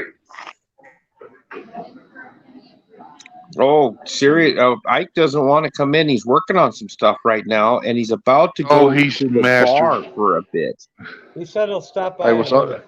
Oh, there he goes.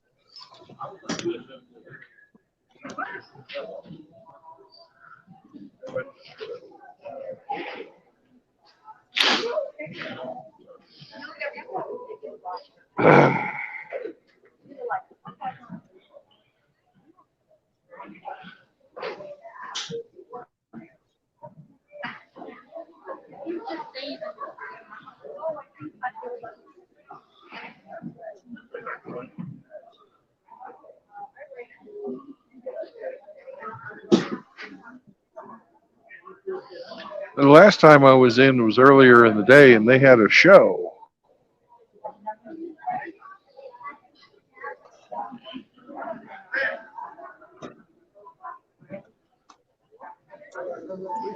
Thank you. You got the Optimus Prime Rib? Is that what it was? Yeah, absolutely. That's a nice looking beer. Man, I got to admit that beer looks fucking good. Oh, that's a 22-ounce mug right there. Tastes good too. It's a pale ale or amber ale? Yep.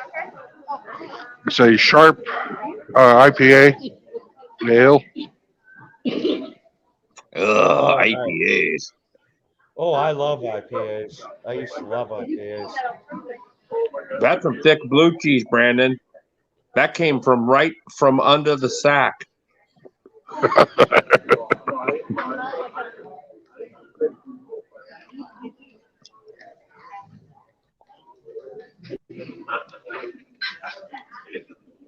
Well, The they had onions your taste beer and really good salad too. out in like 2 minutes. They're fast.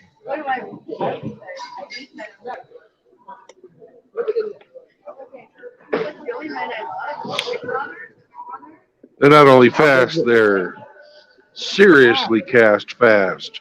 Oh. Hey, Hey, What's up, Ike? not much. I'm just working on setting up for doing some live streaming next week. Can you hear me? yes. Yeah, we can hear you. Okay, perfect. Interesting. Yeah, the what is it? The really terrible Harry Potter game is coming out next week. It's only terrible because J.K. Rowling is a TERF, and if you buy it, you hate trans people. So I wanted to play it. Nice. Is that avocado on your salad? Hush your mouth, you Western heathen. Okay. Back to what I was doing. Where is? All right, let's move you around. Hey, What's up? I'm gonna be coming out your guys' way the first 3 weeks of July. I was talking to you about coming out and seeing you and Scotty. Yeah. Are you gonna be around the first 3 weeks of July? I don't have Ike, any. should I bring some butter for Ape's visit for you? Oh yeah, 100%. But yeah, I'll be around. I'll be around for the. I don't have any plans of going out too far this summer anymore. So we'll figure. Okay. Like I'm pretty sure that'll work out. Cool, Hey, man. Ike, I'm gonna be actually out your way in Portland the third week of April. Are you gonna be around? Yeah, I'll be around. Yeah, I'll look you up. Yeah, definitely. Send me a message on Discord, or one of these other guys probably has my phone number. You have my permission to give it to him. Okay. I don't have your damn phone number, but I gave Scotty my phone number. Did he ever give it to you, Ike? He might have, but I was probably drunk. Probably.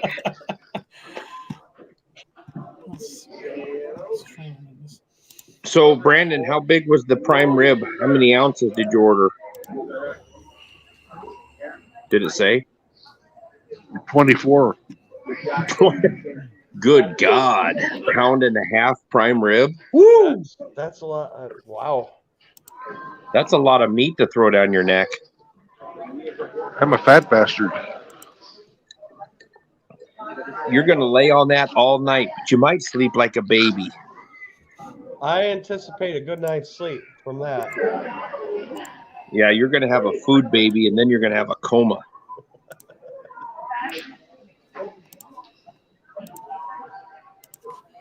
JR says, I'm going to go smoke this crunchy Hawaiian ice. I don't know what that is, but have fun.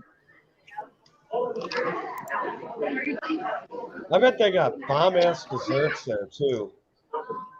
It's probably meth. That's messed up.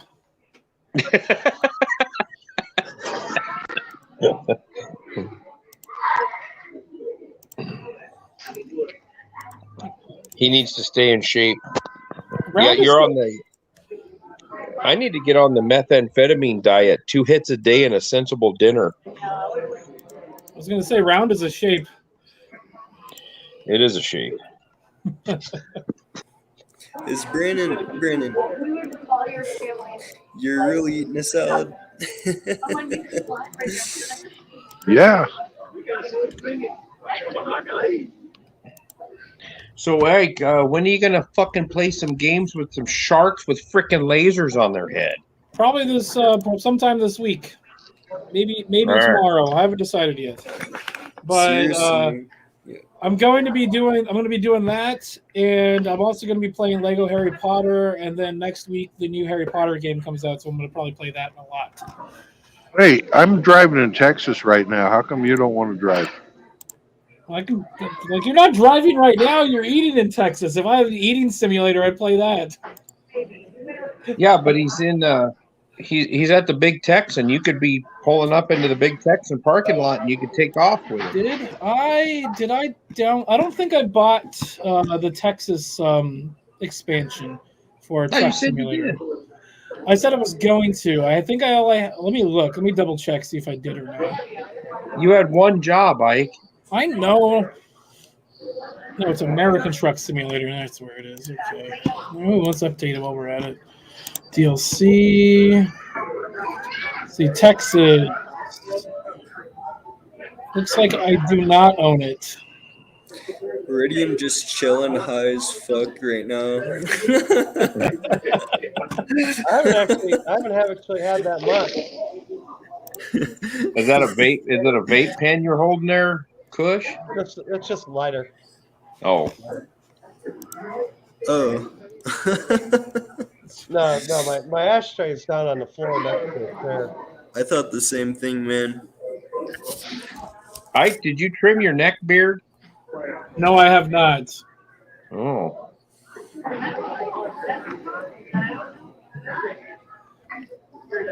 I got tired of putting my pipe down, so I don't have a pipe holder. So today I made a pipe holder for my pipe. Nice. I'll make my own corn pipe. That'd be cool. I heard Corn Pop's a bad dude. Yeah, he's a real bad dude. Wait, what? No, I said corn pipe. Wait, who the hell is that? Corn Pop. He's a really That's bad who, dude. That's who he is. Oh, corn pop. that's who Joe Biden had to almost fight at the swimming pool back in 1956. Corn Corn Pop was a real bad dude. He had a straight Yeah. razor in his boot. I've seen that video. Yeah, and Joe Tato had fucking Biden. He almost had to fucking rumble with the Corn Pop. Fucking corn Joe pop. Tato had. Yeah, that was a twisted video. And then them little black kids, they like to play with my blonde hairy legs That at the was swimming so pool. They used to like to rub fucked my legs up and down. That is his. He was grooming them back in 1956. What the fuck? Yeah, it's Fucking a true scumbag. story. Motherfucker, man. True story. Hey Brandon, how's that salad? Good. Man, you pretty much got exactly what I would have gotten there. With the exception of the one side. I got the salad with the blue cheese. I would have gotten my I love that. prime rib medium rare. And the side I probably would have been a baked potato. Do they have baked potatoes there? Oh yeah. Oh yeah, loaded with bacon, With fuck yeah. cheese, sour cream, butter. Oh fuck yeah. Butter. All the good stuff. Cook the bacon first, and then you cook the stuff. You know, It's all bacon crumbles. Yeah. Yeah. Hey Brandon, I didn't get to hear. Can you practice your saying that you're going to say at the end? Do I want to know? All right. Oh, come on down your back now. You hear? You're in Texas. That's the greeting that you're going to give them, or the words you're going to give them when you go out the door. I thought in Texas you're supposed to say you're fixing to eat.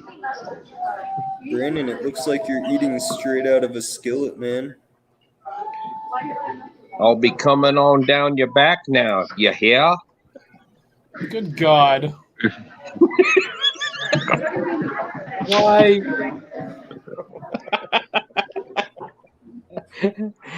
That's what you do in Texas, Ike. Jeez, you don't know that?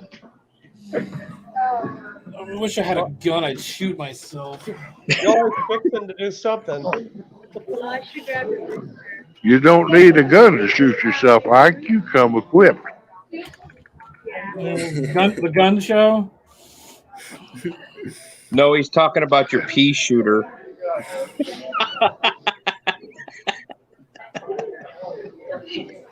What?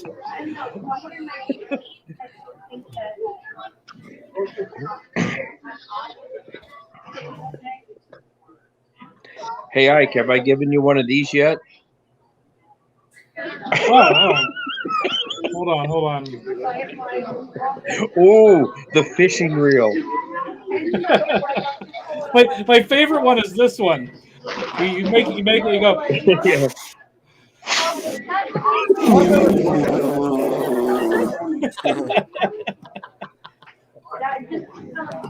My favorite one is this one. You know what this is? What is that? A whole bunch of these.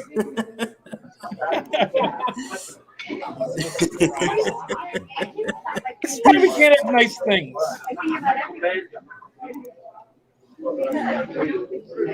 Oh, the salad's almost gone. That prime rib's got to be showing up here pretty quick. He ordered it mooing, so it's got to be done. He ordered it mooing.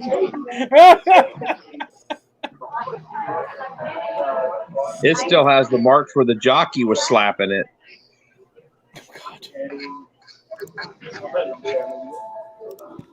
This is why we don't go out in public. Hopefully he's wearing headphones and can't hear us, and other people in the restaurant can't hear us. Oh man, you already know he don't wear headphones.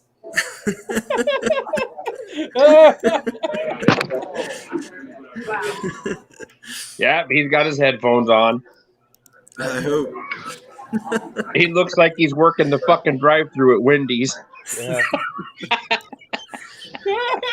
I mean, yeah, if they started calling the waitress a Karen or something.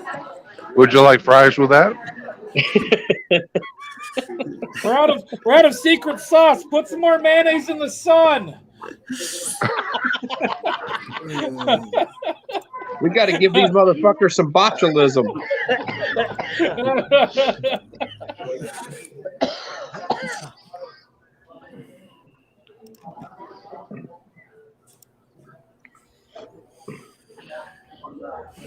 How's the blue cheese? Is it made there or is it store bought?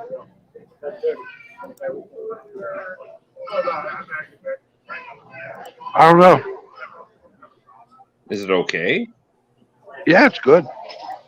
Does it give you that freaking little thing in your neck where you go? No. I don't think Well, that's a it's not good that thing. good of blue cheese. Wait, that's a thing? Oh yeah, if you have really good blue cheese, it'll make it like you just sucked on a lemon. You'll like, ugh. Oh, actually, yeah, I agree with that. I didn't know that was like Oh yeah. possible. I didn't realize there was such thing as good blue cheese. Blue cheese sucks. I love Shut blue up, cheese. communist. Oh, I love like wedge salads with blue cheese crumbles and then blue cheese dressing on top of it. Oh, Shut up, man. communist. Or a nice big fat juicy steak with a bunch of melted blue cheese on top of it. Oh man. I love that too. Oh yeah. Garlic butter. Oh. Ike likes his fucking steak served with freaking Velveeta on top because he's a communist. No, I'm more of the Trump type. I like it with ketchup. What? I like it well done with ketchup. Well done with ketchup. Yep, that's the only way. So Only you way to just eat smother steak. a steak in ketchup and then you cook it, or you just eat steak with ketchup? That's eat steak with ketchup. That's how Donald Trump does it. That's fucking disgusting. I'm sorry. I know it's Bingus, that's not what he does. The ketchup goes in the underwear. Duh. The toy. I made you say underwear. Oh. God damn it. See what you got into, bro. Hey, Ike, we talked about a girl that lives in my town now that has a pierced taint. Okay. Imagine getting a pierced taint, hemorrhoid and after some that guy one. picked her up at the bar and he was going to nail her from behind and he saw the pierced taint and he fucking got soft and couldn't fuck her. I'd look at it, my eyes would widen up, and I'd just be like, "Fuck it." Oh, man, I'd probably grab it like a freaking ring at the circus and pull on it a little bit. Tie a rope to Like you're riding a carousel and you're grabbing the brass ring, just hook your pinky in there and just give it a little tug. Tain't no thing but a chicken wing. Tain't no thing. Yeah, you punch your fart box. That's right. I'd thumb punch her in the fart box. And you give her some butter, and she say, "Hey, you know what to do with this?" Why did I decide this was a good idea? I've had some bad ideas in my life, but I don't know. Oh, we've been talking about all kinds of things. Skinwalkers, the chupacabras, Bigfoot. And then we started talking about the Masons, the Freemasons, and the Greys and the lizard people. We talked about the everything tonight. Greys. I've had. Can I say something real quick? Yeah. You're going to tell us about your sexual exploits? This No, doesn't involve a lighted room with an anal probe, does it? No. But like I've had dreams about like this. You've dreamed about the anal probe? No, like the great alien things. Oh, the great alien thing. 6 foot tall blonde aliens. Well, I don't know. In my dream, like when it happened, they opened my eyes up with their hand, like, and yeah, like I saw them. They started like they fucked up or something. They start like chattering or something. There was no 420 involved in this, was there, Bingus? No, this is when I was younger. Okay. So yeah, I don't know. That was a weird ass dream. I mean, if it was a dream, I thought I was awake. I could see that. I could see everything clearly, but I was just paralyzed. Oh, you had sleep paralysis. They took you up to the mothership and they probed your bunghole. Yeah, I'm telling you, it's stuck Feels the no more of. they stuck the honey dip up your butthole, man. It's more like You know, squeezing if of they the could balls. travel across space and time and other dimensions, why do they need to stick something in your asshole? I think they do it for kicks. Hey, you obviously don't understand science. I understand science. I'm pretty good at science. So. I was talking to Abe. Oh. They're like, you know what? We need to see how these life forms function. Stick your thumb in his butthole. Yeah, I didn't experience that, thankfully. No, you did, but you've been mind controlled not to remember. Well, that's a good thing, then, I guess. Oh, yeah. So when you woke up, did you feel like you just got back from Catholic summer camp? I didn't go to school for about like 2.5 weeks after, to be honest, because it was like Bad Santa. You're not gonna shit right for a week. I'm being serious though. Like, yeah, I didn't go to school for like Right. 2-3 weeks or something. I had to, and when I did get back, I had to sit outside.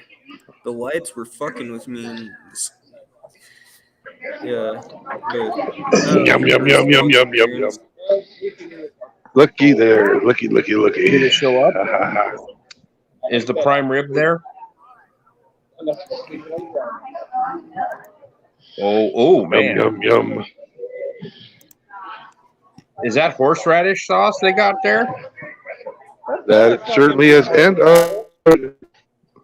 we've got both horseradish and au jus. Oh yeah. Hell yeah.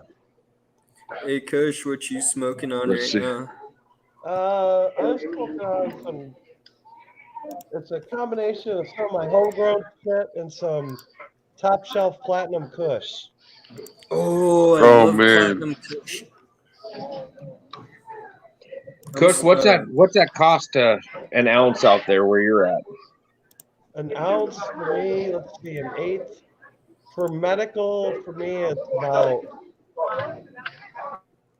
eighth. It's an ounce would be about $120. For recreational, it's $200, which is astronomically high.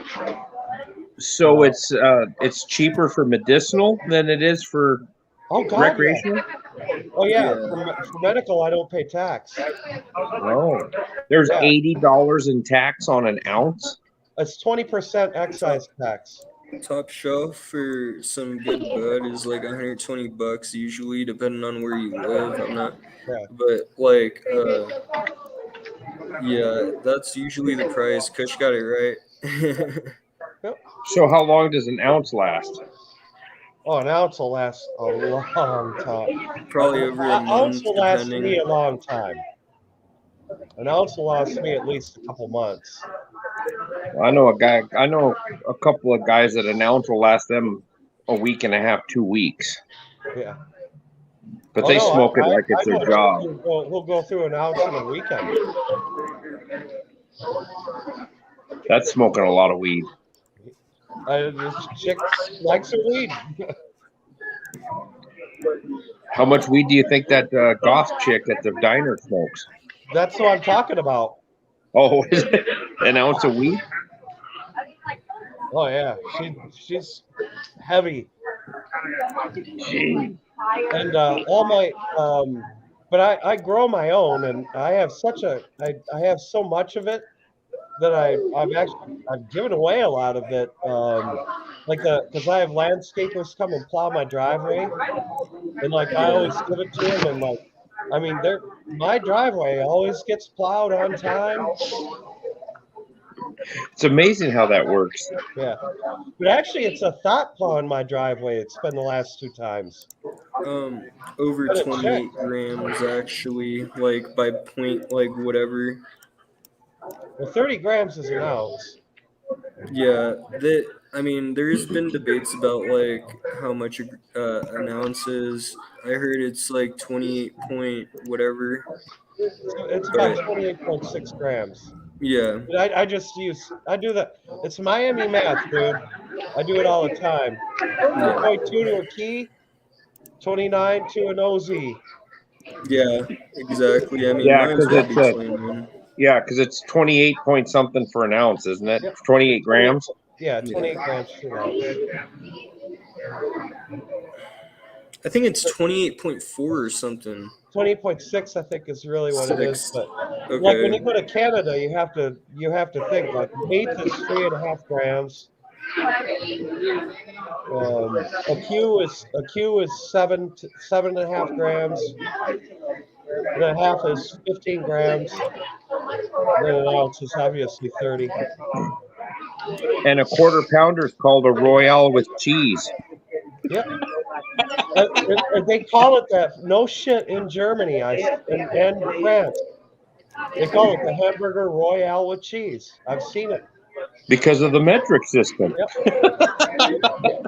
Check out the smart motherfucker on bread. Look at the big brain on Brad. Look here. When I woke up this morning, it was. Oh no, it's been in the negatives here. Since we were talking about certain systems, it was like the thermometer here goes by Celsius, so. Yeah. That's acceptable. Well, Bengus, it's 1 degree here Fahrenheit right now where I'm at. It's in the negatives, definitely every night. Right now, it's probably, I don't know, I have to check it out. It says it's 7 degrees Fahrenheit right now. Hey, That's about minus 10 C. Last night when I went to bed, it was with the wind chill. It was minus 41 here. Yeah, it's like 34 degrees here right now. Yeah, I'm sitting at 1 degree right now. It's 7 degrees Fahrenheit, but it is definitely in the negatives, in my opinion. Hey, Bengus, what elevation are you at? You're at a ski resort, right? I'm at 10,000. 10,000 feet? Dang. Well, we're at about 2,000 feet here. We have a lot of ski resorts around here. Yeah, I'm at the town I'm in is 3,960 feet. Yep. It is 18 here. The top of the mountain, I think is like, makes me think. I think it's like at the top of the mountain is like 17,000 or some shit. No way. Way more than that. I don't know. Navigator. Anyway, I have size 13 shoes. I got big feet. You're a Sasquatch? I wear 13s also, and I'm a tall fat fucker. We could trade boots. Yeah, I don't want to knock boots with you, but I could trade boots with you. Well, I'm just a tall, big fucker. Dude, it says 11,053 feet. Dude, it's way higher than that. That's bullshit. Do you have trouble breathing at that altitude? Yeah, I feel it. It hits me sometimes. I think you told me once you got high as fuck by mistake because of that. Yeah, weed. Yeah, I fucked up. That happened to me in Colorado, dude, in Denver. I got scared. I smoked like half a joint in Denver, and like because of the altitude, the same thing. It got to me, and like That is the highest I've ever been in my life. Outlaw and Indy are back in the chat. What's up, fellas? Hey. One thing I noticed about smoking a cigarette at higher elevation, the cigarette lasted a lot longer when there's less oxygen. Well, what I was gonna say about smoking weed at high elevations, it's just like alcohol. It's not like alcohol. It goes straight to your kidneys. And I feel like, I mean, it's similar in a way, but it's not alcohol. It'll hit you a lot stronger at high elevations. So. Well, I know when I was in Granby, Colorado with that girl I was telling you about, that's 9,000 feet. And I put 3 shots into a can of Mountain Dew, 3 shots of Everclear, and it fucked me up and fucked her up. I've never drank Everclear before, but you can do it in Nevada. Huh? I know they sell it in You can do it in Costco. Nevada. Well, it's they need like Damn, Brandon, did a circus come into town? Yeah, I know. Yes. What, you got baby's kids in there? That worker looks like they're stressing out. Right before closing time, and 17 kids come in. Gross. Well, you used to be able to have an open container. How's your prime rib, Brandon? Yeah, you could try it. Fucking delicious. I bet it is. Pound and a half. I bet it's a nice. That's a nice chunk of meat. Damn, it's giving me the munchies. Oh, big time! And I had a big ass steak already. Damn it! You had a porterhouse, didn't you? Yeah. I ate a 18-ounce, 19-ounce ribeye for lunch today, so it was good. Yep. No, that was almost a 16-ounce porterhouse. So. Ike, what did you have for lunch today? I had leftover tater tots that I had at a bar yesterday, and some mini corn dogs. So you had bachelor food. Yeah, it's like I'm like on the cusp of going to the store, and I'm going through everything that's possibly going to go bad before I go to the store.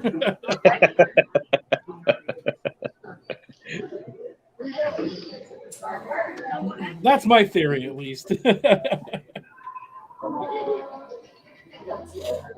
So, hey, Brandon, how much was that meal?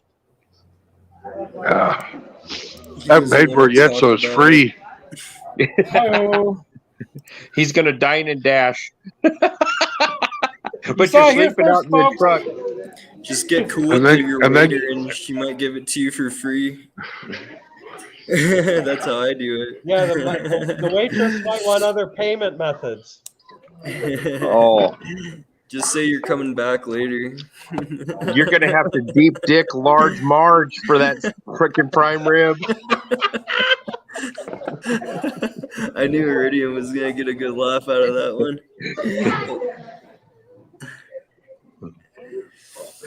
But Well, it'll probably be about $35 when we're done. That Yeah. sounds all right. Yeah. I want to see one of those 72-ounce steaks, though. I want to see somebody try to eat that son of a bitch. I'll fucking eat it. I could eat it, no problem. Okay, come on down. Especially after a long day. We all know Bingus loves to eat a lot of meat.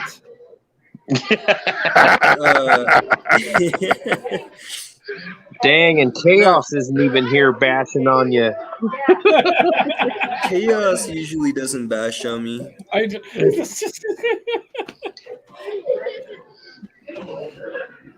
It's mostly Hemi that does that. Hemi and I get great pleasure out of banging on Bob anytime I get a chance. You know, that sounds really dirty. Yeah. Me and that dirty Pollock Bob. Oh.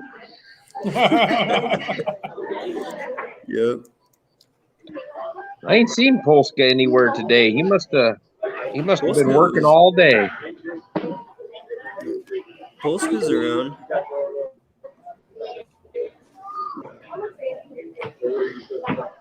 Uh-oh, Kush is doing something over there. Mm-hmm. Vape. It's just a normal vape, Yeah, guys. This is, I don't even know what strain this is. I have. Is it the I smoked Andromeda some. strain? Could be. I smoked some snow leopard earlier, It's a hybrid, I know that. and then the other strain I smoked after that today, I forgot what it was called. But I smoked a joint of it. So Ike, what are you doing over there? You're working on a computer. What you doing? You making a intro for somebody or what? Well, right now I was working on getting a background set up so I can do Maneater, so I can play Maneater and have it look okay. But right now I'm trying to figure out how to get Lego Harry Potter to force itself into windowed mode because there's no option for that in the game and it's pissing me off. Do you remember Lego Star Wars, Ike? I do. Dude, I love that game. That was a great game, to be honest, for Xbox, Really the good game. original one. And then Hey you Ike, have remember, you seen that? Have you seen that board game about Antifa in Portland? Is it just a box you set on fire? No, it's an actual board game, and it's called, I think it's called POZ or something like that. They had a GoFundMe or a deal to get the game going. It's like $95, but basically it's kind of like Monopoly, but you go around fucking with cops, burning buildings down, and doing all kinds of shit to see who could do the most shit to downtown Portland. Here, okay, so I'm looking at it right now. It's the Portland Occupied Zone. It's on Indiegogo. Yes. And it's by the fiery but mostly peaceful games. Yes. of activists. I thought about buying that fucking game, dude. Did you look at the characters? It looks like they didn't get enough. They didn't get enough people to back it. I've seen it for sale though. Well, on here they didn't get enough people to back it. It looks like. I swear it was like $95 for this board game, but they have a bunch of freaking Antifa and Bull Dyke looking broads, the little characters and stuff. And you basically burn Portland down. Whoever can fuck up the most shit wins.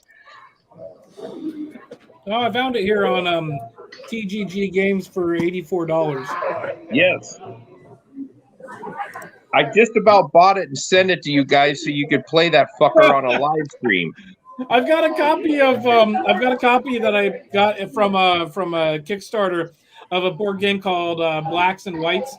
It's a Monopoly style game where all the black people have to pay more for things to fight equity or whatever. It was racist as fuck. I bet that goes over well. It was racist as fuck, but it's supposed to be it was literally a woke game that was originally released, and they just re-released it, and they wokeified it like a fucking motherfucker. All the black characters in the game look amazing. They look like they're well-to-do. All the white characters look like fucking rednecks. But the black folks still have to pay extra for everything? I don't remember exactly how it works. It's either white people paid more or black people paid more. I don't remember. All I know is I've got a copy of it. Them hair hats ain't cheap, Ike. Oh yeah, totally. I do. Oh, Brandon's just about done. And then when he leaves, he's going to say his trademark saying. Mm-hmm. That's how he ends every stream now. That's how he's going to end every stream, by saying that. There you go. You give the values of MGTOW, no cohabitation, no marriage, no children, and I'll be coming on down your back now. You hear?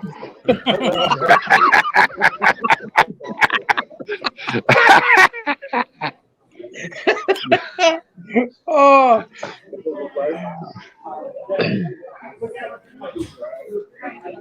you gotta Oh do that man, on it's one of your. good stuff. You Good do stuff. that on one of your streams. Oh no. Unless you got just regular ice cream. We only have that stuff that's out there. Oh, look, we got PJ Camel here. Are you We got kidding me? PJ Camel Toe. Okay. Oh. Brandon, You got PJ Yeah, well- Camel Toe in the house. PJ Camel Toe's in the house. Boots or bitch? I can't. I'm in the chat. Any wrenches in there? Yeah, any wrenches? Boot PJ Camel Toe. Hold on, let me. Outlaw. I got this. Hold on. I think I might be a wrench. I'm a wrench. You're a wrench, Ike.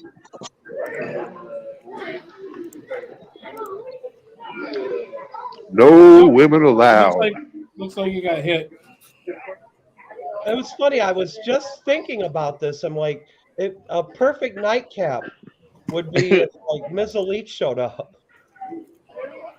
Is that Miss Elite? No, it's PJ. No. Camel's different. Oh.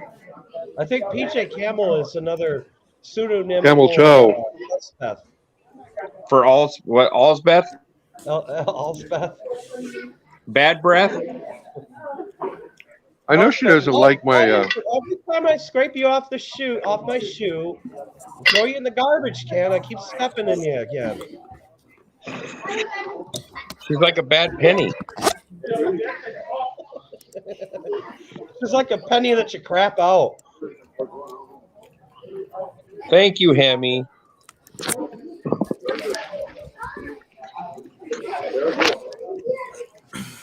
I told you he was the best navigator ever. You didn't believe me? Well, she thinks they're cute men. Did you order ice cream on your freaking diet, Brandon? I didn't. No. Okay. I asked about it. I didn't order it. I bet you they have a chocolate brownie there with ice cream on it. I'd be fucking getting that. Or they have one of those molten fucking lava cakes. Oh gosh. Oh. Oh man. Oh, that'd be good. Or That you would can really have be her good. for dessert, Brandon. Ooh, for a burger.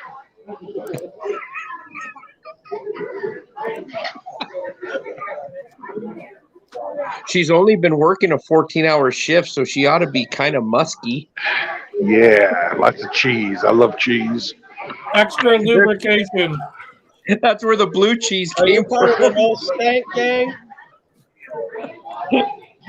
Are you in the stank gang or the no stank gang?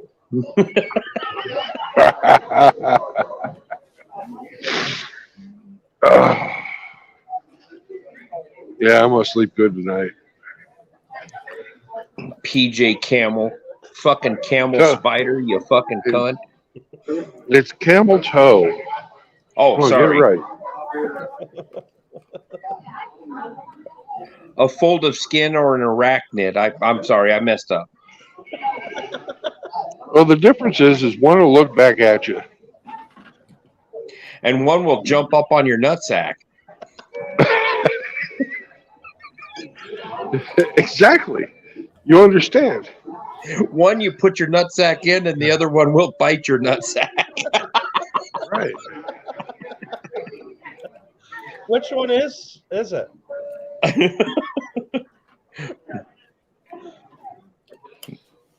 That's why we That? we prefer the butter, because with the butter you can have a slick knee.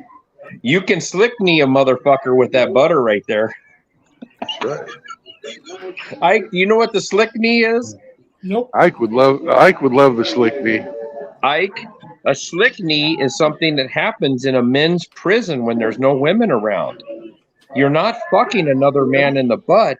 You're greasing up his knee, and he folds his knee and folds his leg, and you fuck the knee fold. That is With called butter. a slick knee. With And butter. it's not gay. It's kind of like a Dutch rudder. If I'm holding my dick and you're running my arm, it ain't gay. We're touching dicks, it's not each other's dicks. You can do a double Dutch rudder. It ain't gay. I think I just jerked off It ain't Lester a gay little if you bit. say it's no homo. Yeah, as long as you say no homo, you're all As long right. as you say no homo. It's only gay if you assert dominance.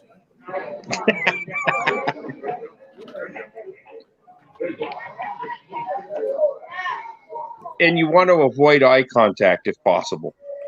Yeah. That's very important. Yep. Are you waiting for your ticket there, Brandon?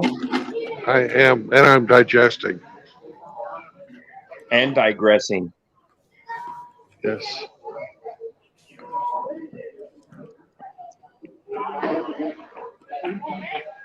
You're going to lay down on top of that pound and a half of frickin' prime rib, and you're going to be rolling around on it all night. Yeah. Like a king. Can you imagine the fucking dump you're going to take tomorrow? Fuck yeah, it'll be magnificent. I should take the camera in there too. That way Yeah, you you can see it come.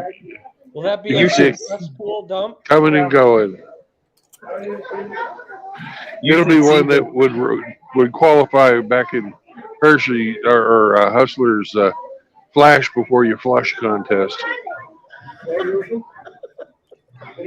Yeah, you could put a spitting cobra into the porcelain basket and then take a picture of it. That's right.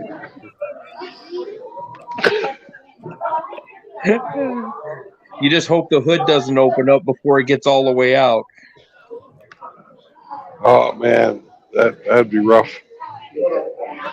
What I would do is wait until What you really have to worry about, what you really have to worry about is the kiss of Poseidon.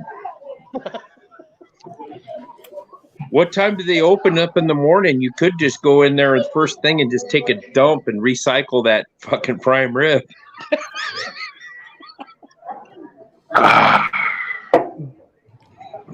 Beer's done, steak's done, Brandon's done. Here's my check. Now I pay you, Matt, now? I'll get the cashier, yeah. Is he going to say it? Is he going to say it? Will you say it? Is he going to say it? Is he going to say it? Yes, but when I'm leaving. Oh.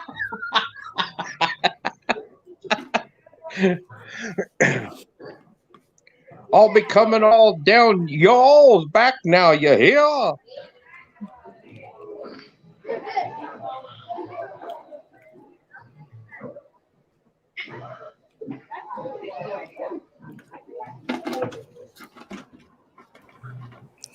Hey, What the Brandon, hell are kids doing at a restaurant on a frickin' Just late Tuesday at night at 10 o'clock?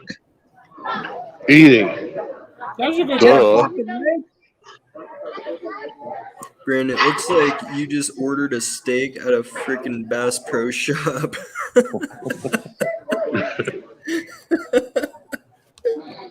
Well, that is Texas for you. That's right. With every 60-ounce steak, you get a lever action rifle.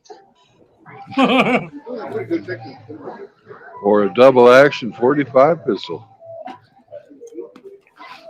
Or if you're Joe Tato head Biden, you get yourself a 12-gauge double barrel and you just step out on the deck and touch it off. They'll run away.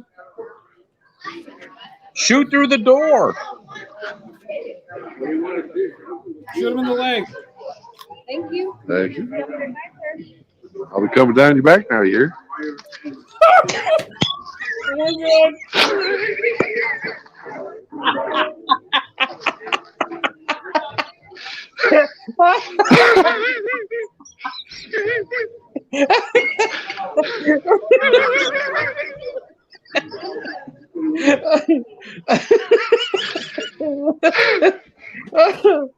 Thank you.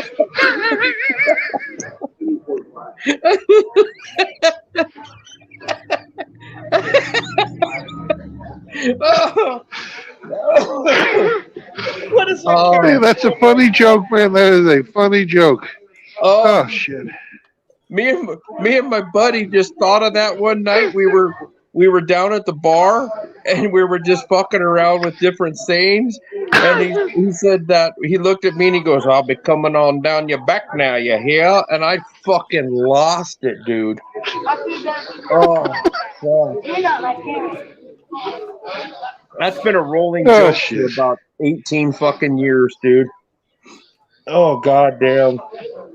Did she give you the side eye? She probably didn't even understand him.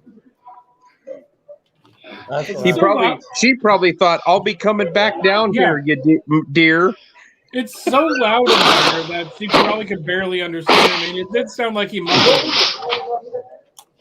Yeah, if you say it if you say it quick enough, it sounds like, "I'll be coming back, dear." Yeah, yeah.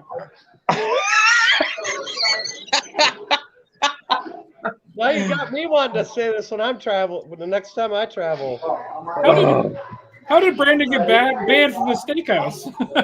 Live on YouTube. Oh, damn, dude. I owe you dinner, Brandon. Next time I see you, I'll buy you dinner because you pulled that one off. All right. Actually, you owe me dinner. I bought you Japanese steakhouse, you motherfucker. I'll say it to the Japanese girl. "Rabi crummin' round your rack now, your ear." No, just learn how to say it in Japanese. Yeah. Kush, how do you say that in Japanese? That's way beyond my level, man. I think you're asking. Well, Kush. Well, gentlemen, I'm going to call it a night. Anyways. So, I'd like y'all to remember, no cohabitation, no marriage, no kids, and I'll be coming down your back now, you hear? Hey, that shit takes a lot of money, man. Oh, we'll talk to you later, boys. Hey, good talking to you. Nice talking to everybody. See you later, man. Later. Good night, guys. Have a good night. Yeah, I'm out. Oh shit! Everyone dipped out, huh?